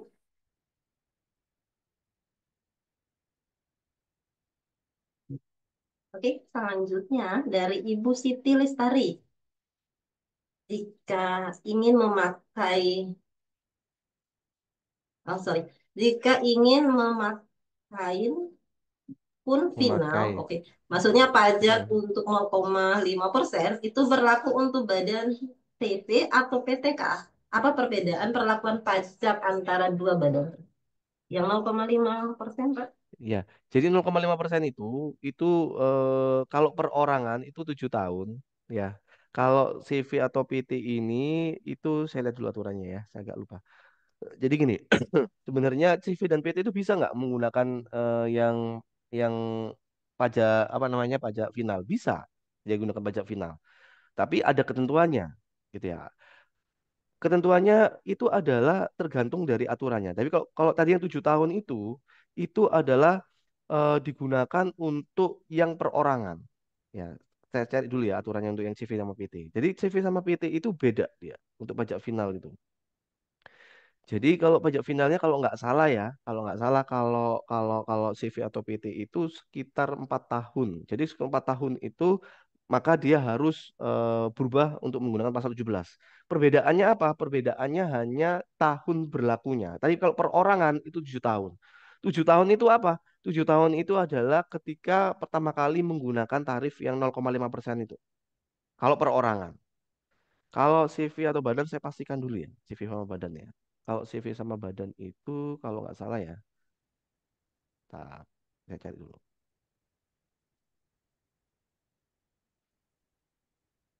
Nah, nah, kalau CV atau badan itu 4 tahun, betul, 4 tahun. Jadi dia berlakunya hanya 4 tahun. Perbedaannya hanya itu saja. Omsetnya yang diambil juga dari omset bruto. Ketika sudah lebih dari 4 tahun, apa yang harus digunakan? Ya kita harus kembali ke aturan tarif pajak progresif itu tadi. Gitu. Ya. Mungkin itu Ibu Lestari ada yang mau ditanyakan lagi? Siap paham Pak Bu. Cuma saya mau nanya, berarti Ini perlakuan perpajakannya sama, hanya bedanya di periode tahunnya saja ya. Nah, jadi tapi kalau untuk di segi perpajakannya maksudnya takut kena denda atau Oh, amanannya ya tuh ya ya. pakai perorangan atau CV atau PT ya, Pak? Ya. Jadi gini, jadi kalau untuk PT atau CV itu, jadi kok CV atau PT itu kan pajak yang akan dikenakan kan tidak sesederhana perorangan yang saya jelaskan tadi ya. Kalau CV atau PT itu nanti pasti CV itu kan pasti punya karyawan, ya. Karyawan itu nanti akan dikenakan PPh pasal 21. Ya, perhitungan perpajakannya memang agak sedikit berbeda antara dia sebagai orang pribadi, dia sebagai CV atau PT.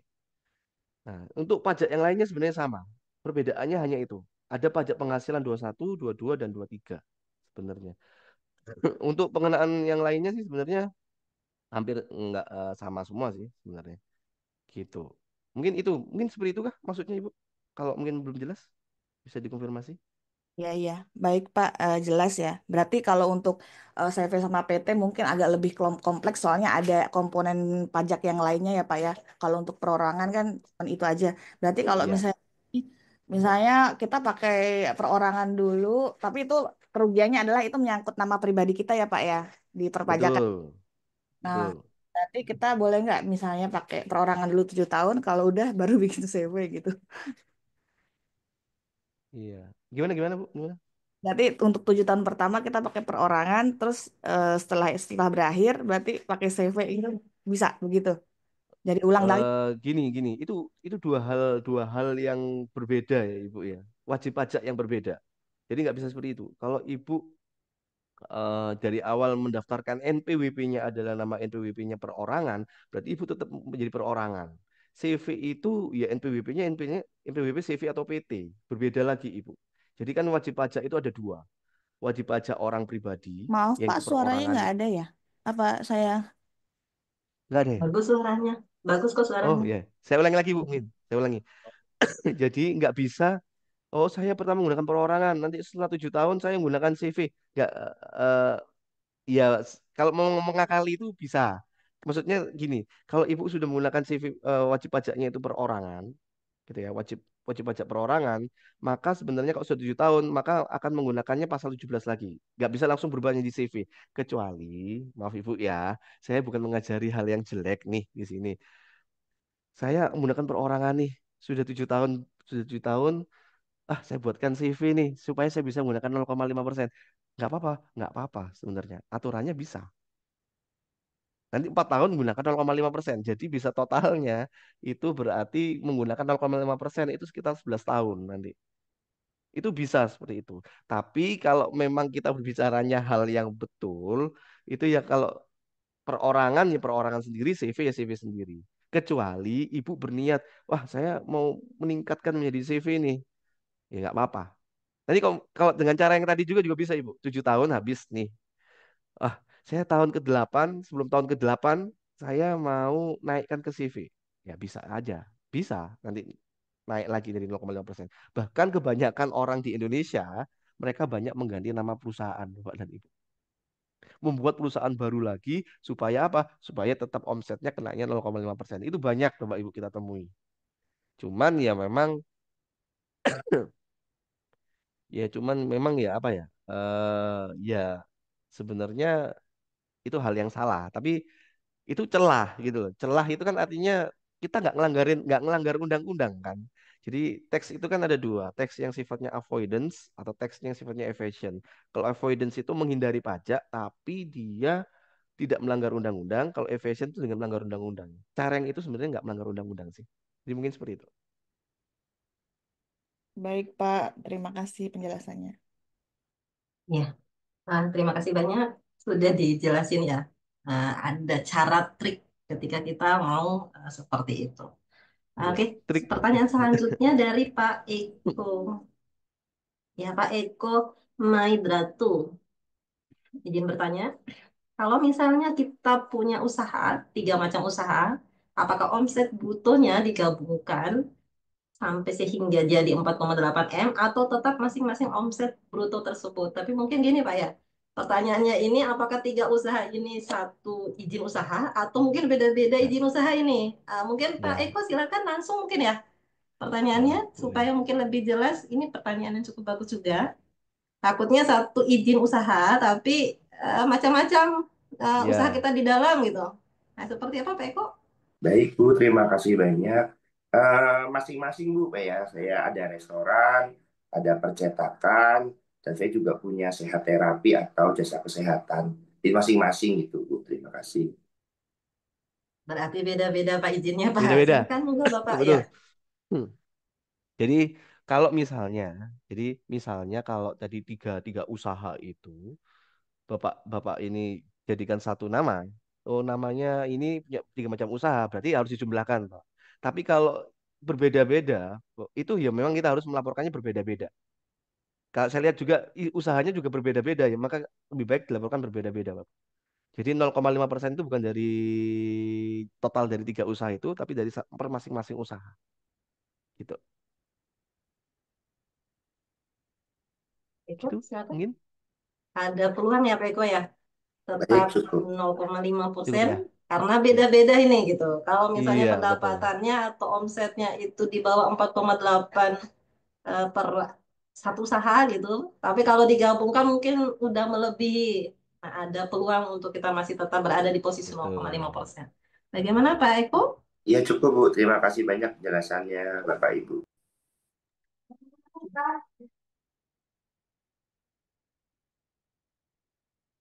Ada lagi Bapak Ibu silakan. Mungkin selain di chat mungkin langsung bisa raise hand langsung. Masih ada waktu. Izin tanya, Bu. Ya, Oh iya silakan monggo Bapak. ya, saya baru baru ini ingat terus. Jadi gini, kalau misalnya kita omsetnya di bawah 4,8 M, Pak, terus non PKP, terus habis itu dipungut PPN nih sama orang nih, mau beli sesuatu, kita bisa nggak sih nolak bahwa kita non PKP loh, jadi tolong jangan pungut saya dong, ini bukti saya non PKP gitu, jadi PPN-nya nggak dipungut gitu, dan yang mungut PPN memang istilahnya ya memang benar, artinya nggak dipungut PPN nggak apa-apa gitu Pak. Itu benar nggak ya pernyataan itu Pak? Mau konfirmasi itu aja sih Pak. Hmm. Jadi gini, ketika Bapak beli di PKP, kemudian Bapak minta, saya jangan dikenakan PPN nih, karena saya bukan PKP. Jawabannya adalah nggak bisa, Pak. Karena apa? Karena eh, penjual yang kepada Bapak itu kan sudah menjadi PKP dan dia harus memungut PPN. Kalau dia nggak memungut PPN kepada Bapak, dia yang salah.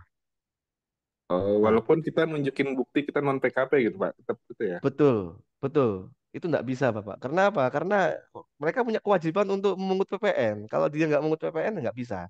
Kecuali Bapak dan Ibu, ini pernah dulu ya Bapak dan Ibu ada beberapa perusahaan itu ngomong mereka tuh punya ya sudah ini kong kali kong aja nih antara penjual dan membeli ya sudah nggak usah kena PPN, tapi saya nggak mengeluarkan faktur.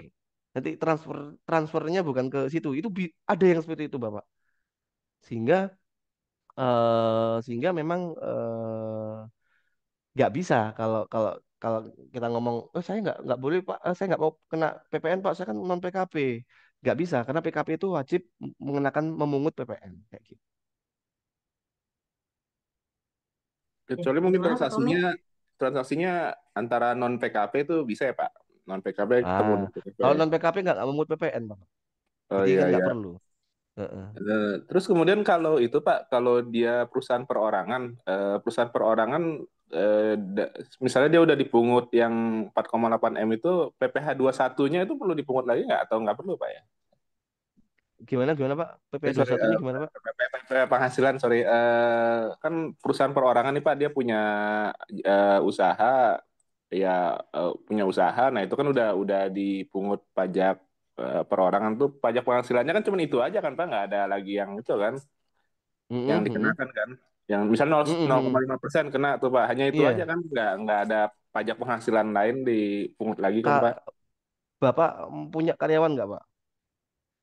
Ada karyawan sih. Ya karyawannya sih pasti kena PPh satu ya Pak itu. Iya, iya pasti 21 ya. Tapi kalau yang CV atau Si usahanya ya pengusaha kena si 0,5% pengusahanya, itu aja. Mm-mm. pengusaha perseorangan ya cuman itu aja kan dia harus Iya, bayar pajak. betul, betul, betul, betul. Iya yang oke Pak, siap siap siap Pak. Itu aja dulu Pak. Iya. Mhm. Mari-mari. Ya, makasih banyak Pak Tommy. Oke, kita alihkan ke tadi Bu Rini ya. Tempat lain bisa? Oh Ya ya, nggak ada. makasih. Iya, eh silakan. yang saya mau tanyakan tadi itu adalah untuk UMKM, kan itu kan berarti dia kalau dia mendaftar ya, kalau ada izin berarti baru dikatakan UMKM. Kalau pada saat dia hanya jualan lepas, berarti dia sebenarnya bukan UMKM nih, dikatakan saya pekerja lepas ya.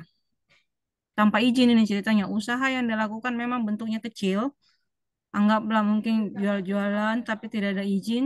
Berarti sebenarnya itu termasuk penghasilan dari usaha lepas ya kalau pelaporan pajak individualnya dia. Hmm. Mungkin maksudnya gini Pak, UMKM yang non formal ya. Jadi belum Ya, belum betul. ada izinnya nih gitu, belum Ya, lapor ke dinas. Itu seperti tapi apa sih yang tapi kan dia punya perpajakannya NPWP. Ya, gitu? Dia kan punya ya, NPWP ya. pribadi, harus lapor kan? Kan tidak mungkin dia hidup tanpa penghasilan. Tapi kan usahanya itu Mhm. memang lepas dan kecil, tidak adaan lah.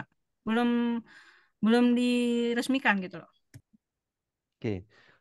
Kalau usaha perorangan, Ibu, Ibu ini usahanya perorangan atau badan kah, Bu? CV Perorangan, atau dia tidak ada perorangan? Oke. tidak ada apa tidak ada perusahaan atau tidak ada izin. Oke, Dia CV. tapi kan secara lapor pajak dia kan dia punya NPWP. Pasti harus lapor Mhm. pajak. Nah, Betul. tapi di pemikirannya kan dia tidak memiliki pekerjaan tetap dari hanya usaha jualan jalan-jalan itu gitu loh. Heeh. Gimana dari sisi pajak? Ya, ya. Berarti kan Ibu berarti di sini statusnya adalah sebagai wajib pajak orang pribadi, gitu ya. Nah, eh, Ibu sudah Betul. punya NPWP? Punya. Nah, kalau sudah punya NPWP Ibu, berarti Ibu memiliki kewajiban untuk membayar dan melaporkan perpajakan. Betul. Dari mana? Dari penghasilan Ibu ketika menjadi UMKM itu tadi, jualan-jualan itu tadi. Betul. Nah, sehingga walaupun nggak punya izin atau apapun, berarti yang harus dilaporkan ketika kita sudah punya NPWP, yaitu penghasilan kita sebagai UMKM itu tadi. Betul. Jadi seperti itu. Seperti itukah Ya, pertanyaannya? betul. Cuman pertanyaannya adalah berarti eh, kalau pencatatan pasti ada ya, transaksi masuk keluar Ada, masuknya ada. Cuman secara ada. legalitas tidak ada. Lantas Mm-mm. omset 0,5 ini apa dia juga berhak hitung itu atau harus dia hitung secara penghasilan orang pribadi biasa? Otomatis kan harus hitung keuntungannya.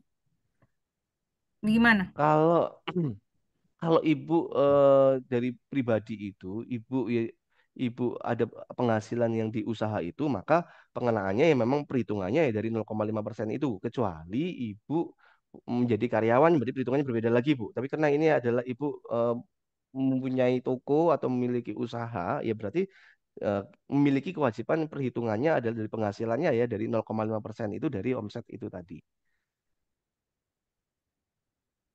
Kalau dari Gitu, Bu. 0,0 saya 0, jujur 0,5. Kalau heeh. umpama saya tidak mau ngambil 0,5 itu mending selampirkan saja deh. Ini jatuh keluar masuk saya, ini ke selisihnya. Penghasilannya cuma segini. Itu kan bisa kita laporkan secara pribadi Boleh, saja bahwa penghasilan secara keseluruhan laporannya ini kan ada penerimaan, ada bisa, pengeluaran, biaya operasional apa semuanya. Maka kan berarti kan bisa. kita memperoleh selisih kan? Maka sebenarnya itulah penghasilan yang dia peroleh selama sebulan atau setahun itu. Berarti kan dia kena PPh Boleh. pribadi yang progresif ya? Kalau ibu menggunakan progresif boleh ibu. Kalau ibu Hmm, kan lebih gini, kalau ibu pengen gampang sih sebenarnya menggunakan yang tarif final 0,5% itu. Kalau misal ada manfaat itu kita gunakan aja manfaat itu. Berarti kalau kalau 0,5% itu didapatnya ibu dari penghasilan bruto sebelum dikurangi dengan biaya-biaya. Tapi kalau ibu menggunakan tarif pasal 17, berarti dari penghasilan bruto itu ibu kurangi dengan biaya-biaya operasional dulu ketemu namanya laba. Itu bisa seperti itu. Berarti tarif progresif kalau ibu. Boleh menggunakan itu, boleh. Jadi itu pilihan sebenarnya ibu. Menggunakan tarif yang mana? berarti penggunaan 0,5 ini tidak mengikat syarat bahwa harus ada legalitas. Enggak, tidak. Oke, thank you. Tidak bisa. Ya, terima kasih banyak Ibu. Ini kita akan kembali ke pertanyaan dari Bapak Rizky Amarta. Ini terkait bagaimana perlakuan pajak UMKM yang dikelola oleh organisasi keagamaan atau yayasan gereja. Karena dalam organisasi gereja saya ada sekolah, rumah sakit dan salah satunya ada UMKM, UMKM yang menjual produk-produk dari jemaat, termasuk pengelolaan kantin-kantin di gereja di bawah naungan yayasan. Maksudnya di yayasan ini ada UMKM-nya, ada rumah sakit, ada sekolah. Itu bagaimana sih pajaknya, Bapak? Silakan, Bapak. Baik, saya jelaskan dulu. Jadi kalau kita berbicara mengenai organisasi keagamaan, itu kan organisasi nirlaba ya, berarti non-profit sebenarnya. Jadi kalau organisasi non-profit atau organisasi keagamaan itu sebenarnya adalah nggak ada laba ya, artinya apa yang diperhitung untuk pajak nggak ada. Cuman unit usaha yang dijalankan oleh yayasan atau organisasi keagamaan itu tetap menjadi subjek pajak. Berarti apa kalau menjadi tetap subjek pajak? Ya berarti dia pasti akan dikenakan pajak. Jika UMKM-nya itu adalah di bawah yayasan, ya bentuk unit usahanya di bawah yayasan, berarti yayasan punya UMKM UMKM itu, maka kita bisa menggunakan yang 0,5% itu. Tapi kalau UMKM-nya ini digunakan untuk misalnya kepentingan sosial, dan tidak ada laba yang dibagikan kepada pengurus, maka sebenarnya bisa mengajukan permohonan bebas pajak kepada Direktorat Jenderal Pajak. Itu sesuai dengan pasal 4 ayat 3. Nah, ini bagaimana dulu nih kondisinya yang ada di mana di organisasi Iya. keagamaannya gitu. Mungkin Pak Gereja Rizky itu. boleh langsung. Pak Rizky, mungkin boleh. Nah, ini dijawab. UMKM-nya untuk bantuan. Oh iya. Berarti untuk apa? Untuk misi sosial yayasan ya, artinya nggak mencari laba kan? Nah, kalau tidak mencari laba sebenarnya nanti dari organisasi keagamaan itu bisa minta permohonan bebas pajak. Permohonan bebas pajak kepada DJP. Itu ada di 4 ayat 3. Ada. Nanti orang Direktorat Jenderal Pajak pasti sudah tahu kok. Ya, mungkin seperti itu Pak Iya. Rizky. Eh, Semoga bisa dipahamin. Atau kalau mungkin masih ada yang masih terjanggal, silakan. Ya, mungkin ada dari rekan-rekan yang lain yang masih ingin bertanya. Karena sekali lagi, oh masih kembali ke Ibu Rini. Bisa nyambung Silakan Ibu pertanyaannya Pak Rini. Rizky. Aku tertarik. Ah, Boleh, itu Bu. kan kalau kita mengatakan bahwa yayasan boleh mengajukan pembebasan pajak karena tidak membagikan, yang saya mau garis bawahi adalah kata tidak membagikan kepada pengurus, ataukah hasilnya boleh dikembalikan ke sosial. Boleh enggak? Maksudnya, oke lah, kalau dia melakukan usaha, kan rata-rata yayasan memang niatnya adalah dia melakukan usaha untuk menghidupi yayasannya, ataukah dibagikan kembali kepada anggotanya atau umatnya. Itu kan pada dasarnya memang demikian kalau organisasi sosial ya. Nah, pertanyaannya, apakah di pasal 4 ayat 3 itu mengcover secara keseluruhan bahwa hasil usaha pasti ada hasilnya ya.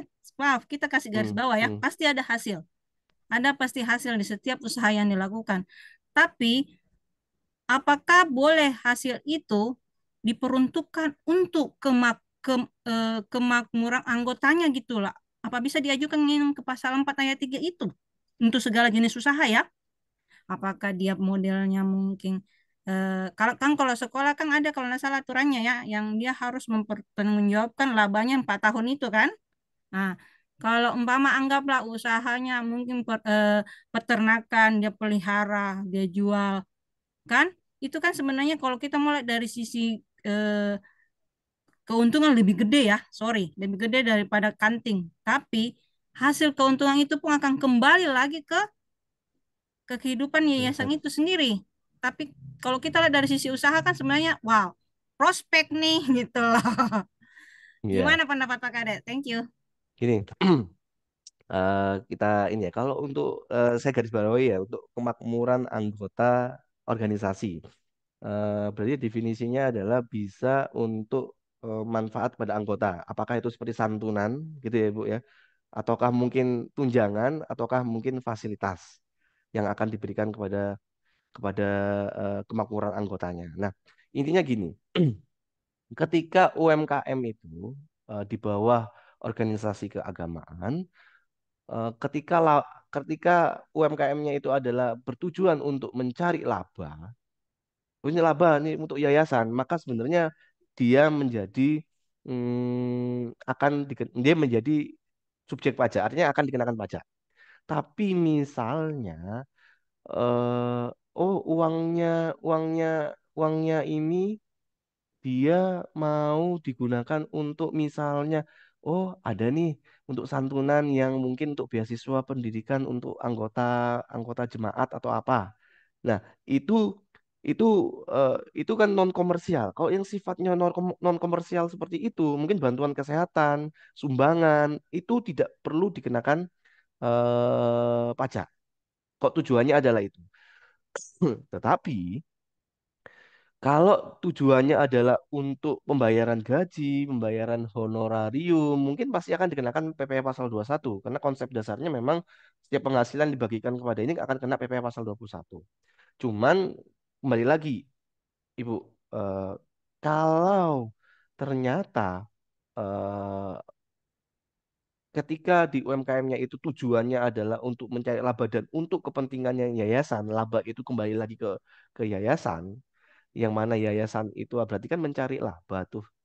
Sebenarnya maka dari dari unit-unit apa namanya unit unit usaha tersebut ya maka dia harus dikenakan pajak. Kenapa? Karena pada dasarnya adalah eh, tujuannya adalah menjadi tujuan komersial. Gitu, Ibu. Kalau tujuannya nggak komersial ya boleh ajukan seperti itu. Sedikit diskusi saja ya Pak. Secara Boleh, boleh, boleh. otomatis pada saat suatu usaha pasti ada pegawai.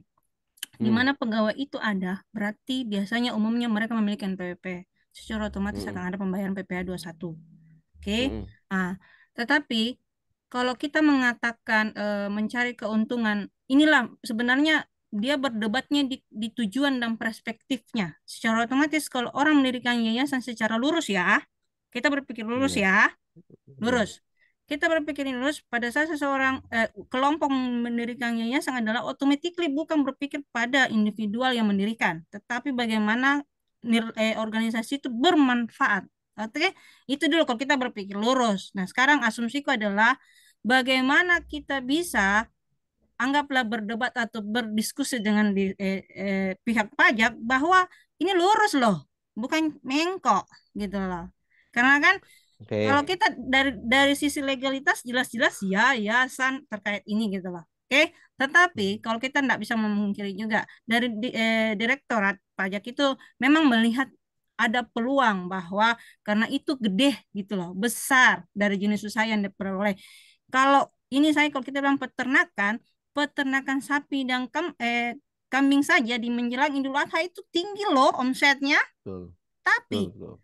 peternakan ini digunakan juga dananya itu kan sebenarnya untuk kembali lagi dia bagaimana yayasan itu bisa mengembangkan dirinya ke masyarakat kan?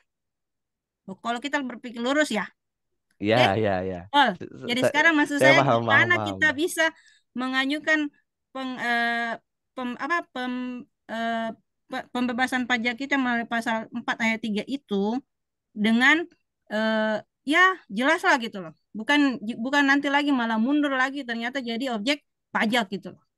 Nah, mohon maaf Ibu, Ibu biasanya kalau penghasilan atau laba dari UMKM itu Ibu memasukkannya kemana? Nah, itu seharusnya yang kita harus belajar memasukkan kemana agar tidak menjadi objek pajak. Itu yang sebenarnya yang Iya, kau iya, nanya. iya, iya, iya, iya. Thank you. Pas itu. Itu saya tanya dulu Ibu. Eh, Karena kan itu menentukan nanti. Karena benar. kalau kalau saran saya Nah, Ibu, memang kalau mau pingin seperti itu, nanti pengakuannya di laporan keuangan itu adalah mending untuk kegiatan sosial Ibu. dari Supaya laba apa? langsung. Hah? Dari langsung labanya begitu. Kan laba otomatis kita kasih masuk di akun dia jadinya sisa lebih Iya. lah pasti di akun itu.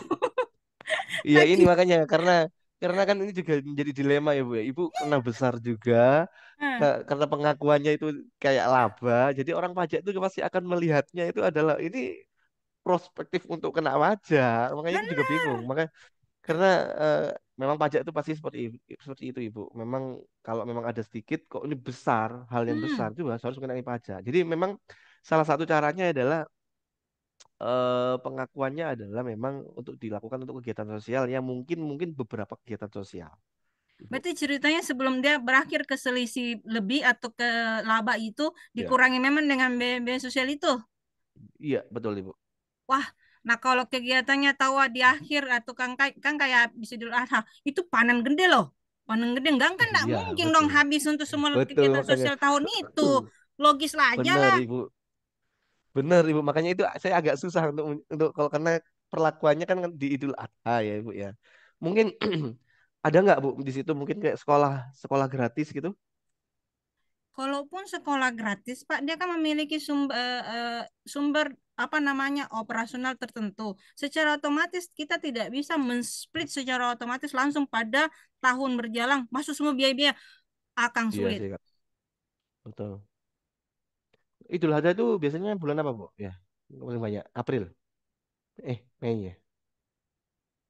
Tapi gue lupa. Kalau kalau ini kursus itu ada Bu? Kayak masuk kursus Intinya apapun. a- asumsinya toh kita tidak bisa men-split. Kira-kira ada solusi lain nggak? Iya Bu, Kalau karena kalau besar Ibu. kalau kita mau mencari splitan-splitan biaya itu memang pas secara secara akuntansi kita itu real beres, aman kan? Ya, Cuman betul. real kita kan tidak mungkin juga mau mengajari salah orang gitu loh. Betul Otomatis Bu. logika selogikanya kita di akuntansi itu kan pasti akan terjadi demikian. Solusinya supaya kita tidak berdebat dengan Dirjen Pajak gitu. Ya itu memang Bu salah satu caranya supaya Dijen Pajaknya kita berdebat ya. Lu itu kan untuk kegiatan sosial sebenarnya itu. Cuman memang agak susah karena kalau itu jumlahnya banyak. Ya salah satunya mengecilkan ya, mengecilkan jumlah laba memang salah satu caranya. Bukan untuk menghapus semuanya. Kalau saya Bu ya, kalau pengen aman ya Bu ya. Mungkin ini Pak ya, yang ini yang terakhir kali ini. Hmm. Terkait dengan pengajuan pembebasan pajak itu apa sih anunya apa namanya yang harus dilampirkan supaya mungkin tadi banyak sekali pembahasan ini kita jujur atau tidak jujur gitu ya. Tapi kita akan lihat dulu nih apa namanya berkas-berkas yang supaya kita itu bisa pembebasan pajak dari yayasan tersebut seperti apa gitu. Karena terkait dari tadi labanya Ya, memasukkan kemana sih? Terus ini kena pajak atau tidak? Yang menjadi fokusnya kita itu berkas yang harus kita ajukan itu seperti apa gitu. Biar kita bisa ini, mungkin ambil hari ini nih. apa yang harus kita persiapkan ketika kita ada di yayasan atau ketika di keagamaan supaya kita bebas dari pajak tersebut. Monggo Bapak.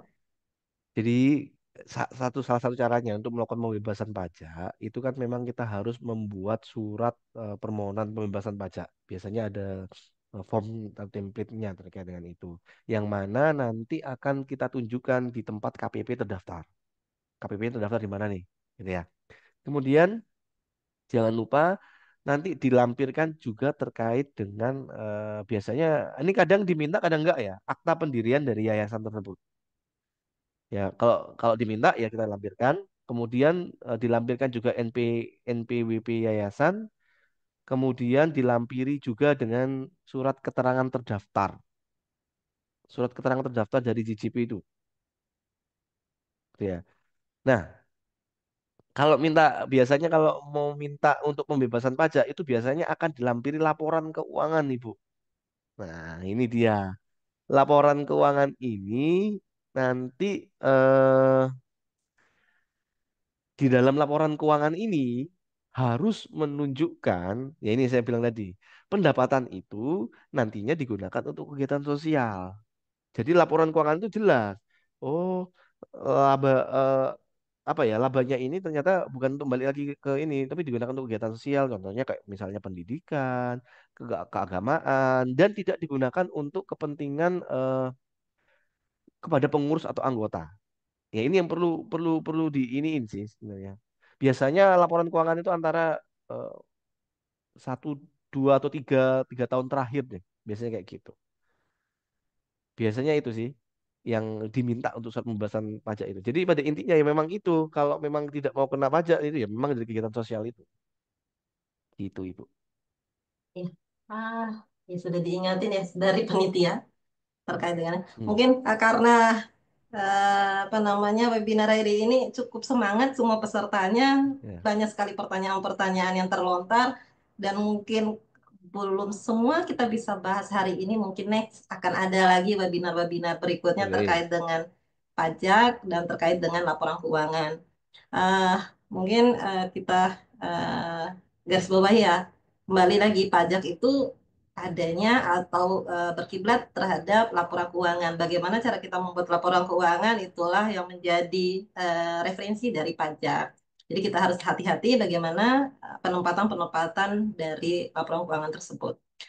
Eh, Ya, nanti mungkin kita japri ya kalau bergabung dengan di apa namanya di grup bisa langsung japri narasumbernya sama Bapak Kade ya. Karena sekali lagi waktu yang membatasi kita untuk bisa berdiskusi dan berdiskusi lagi.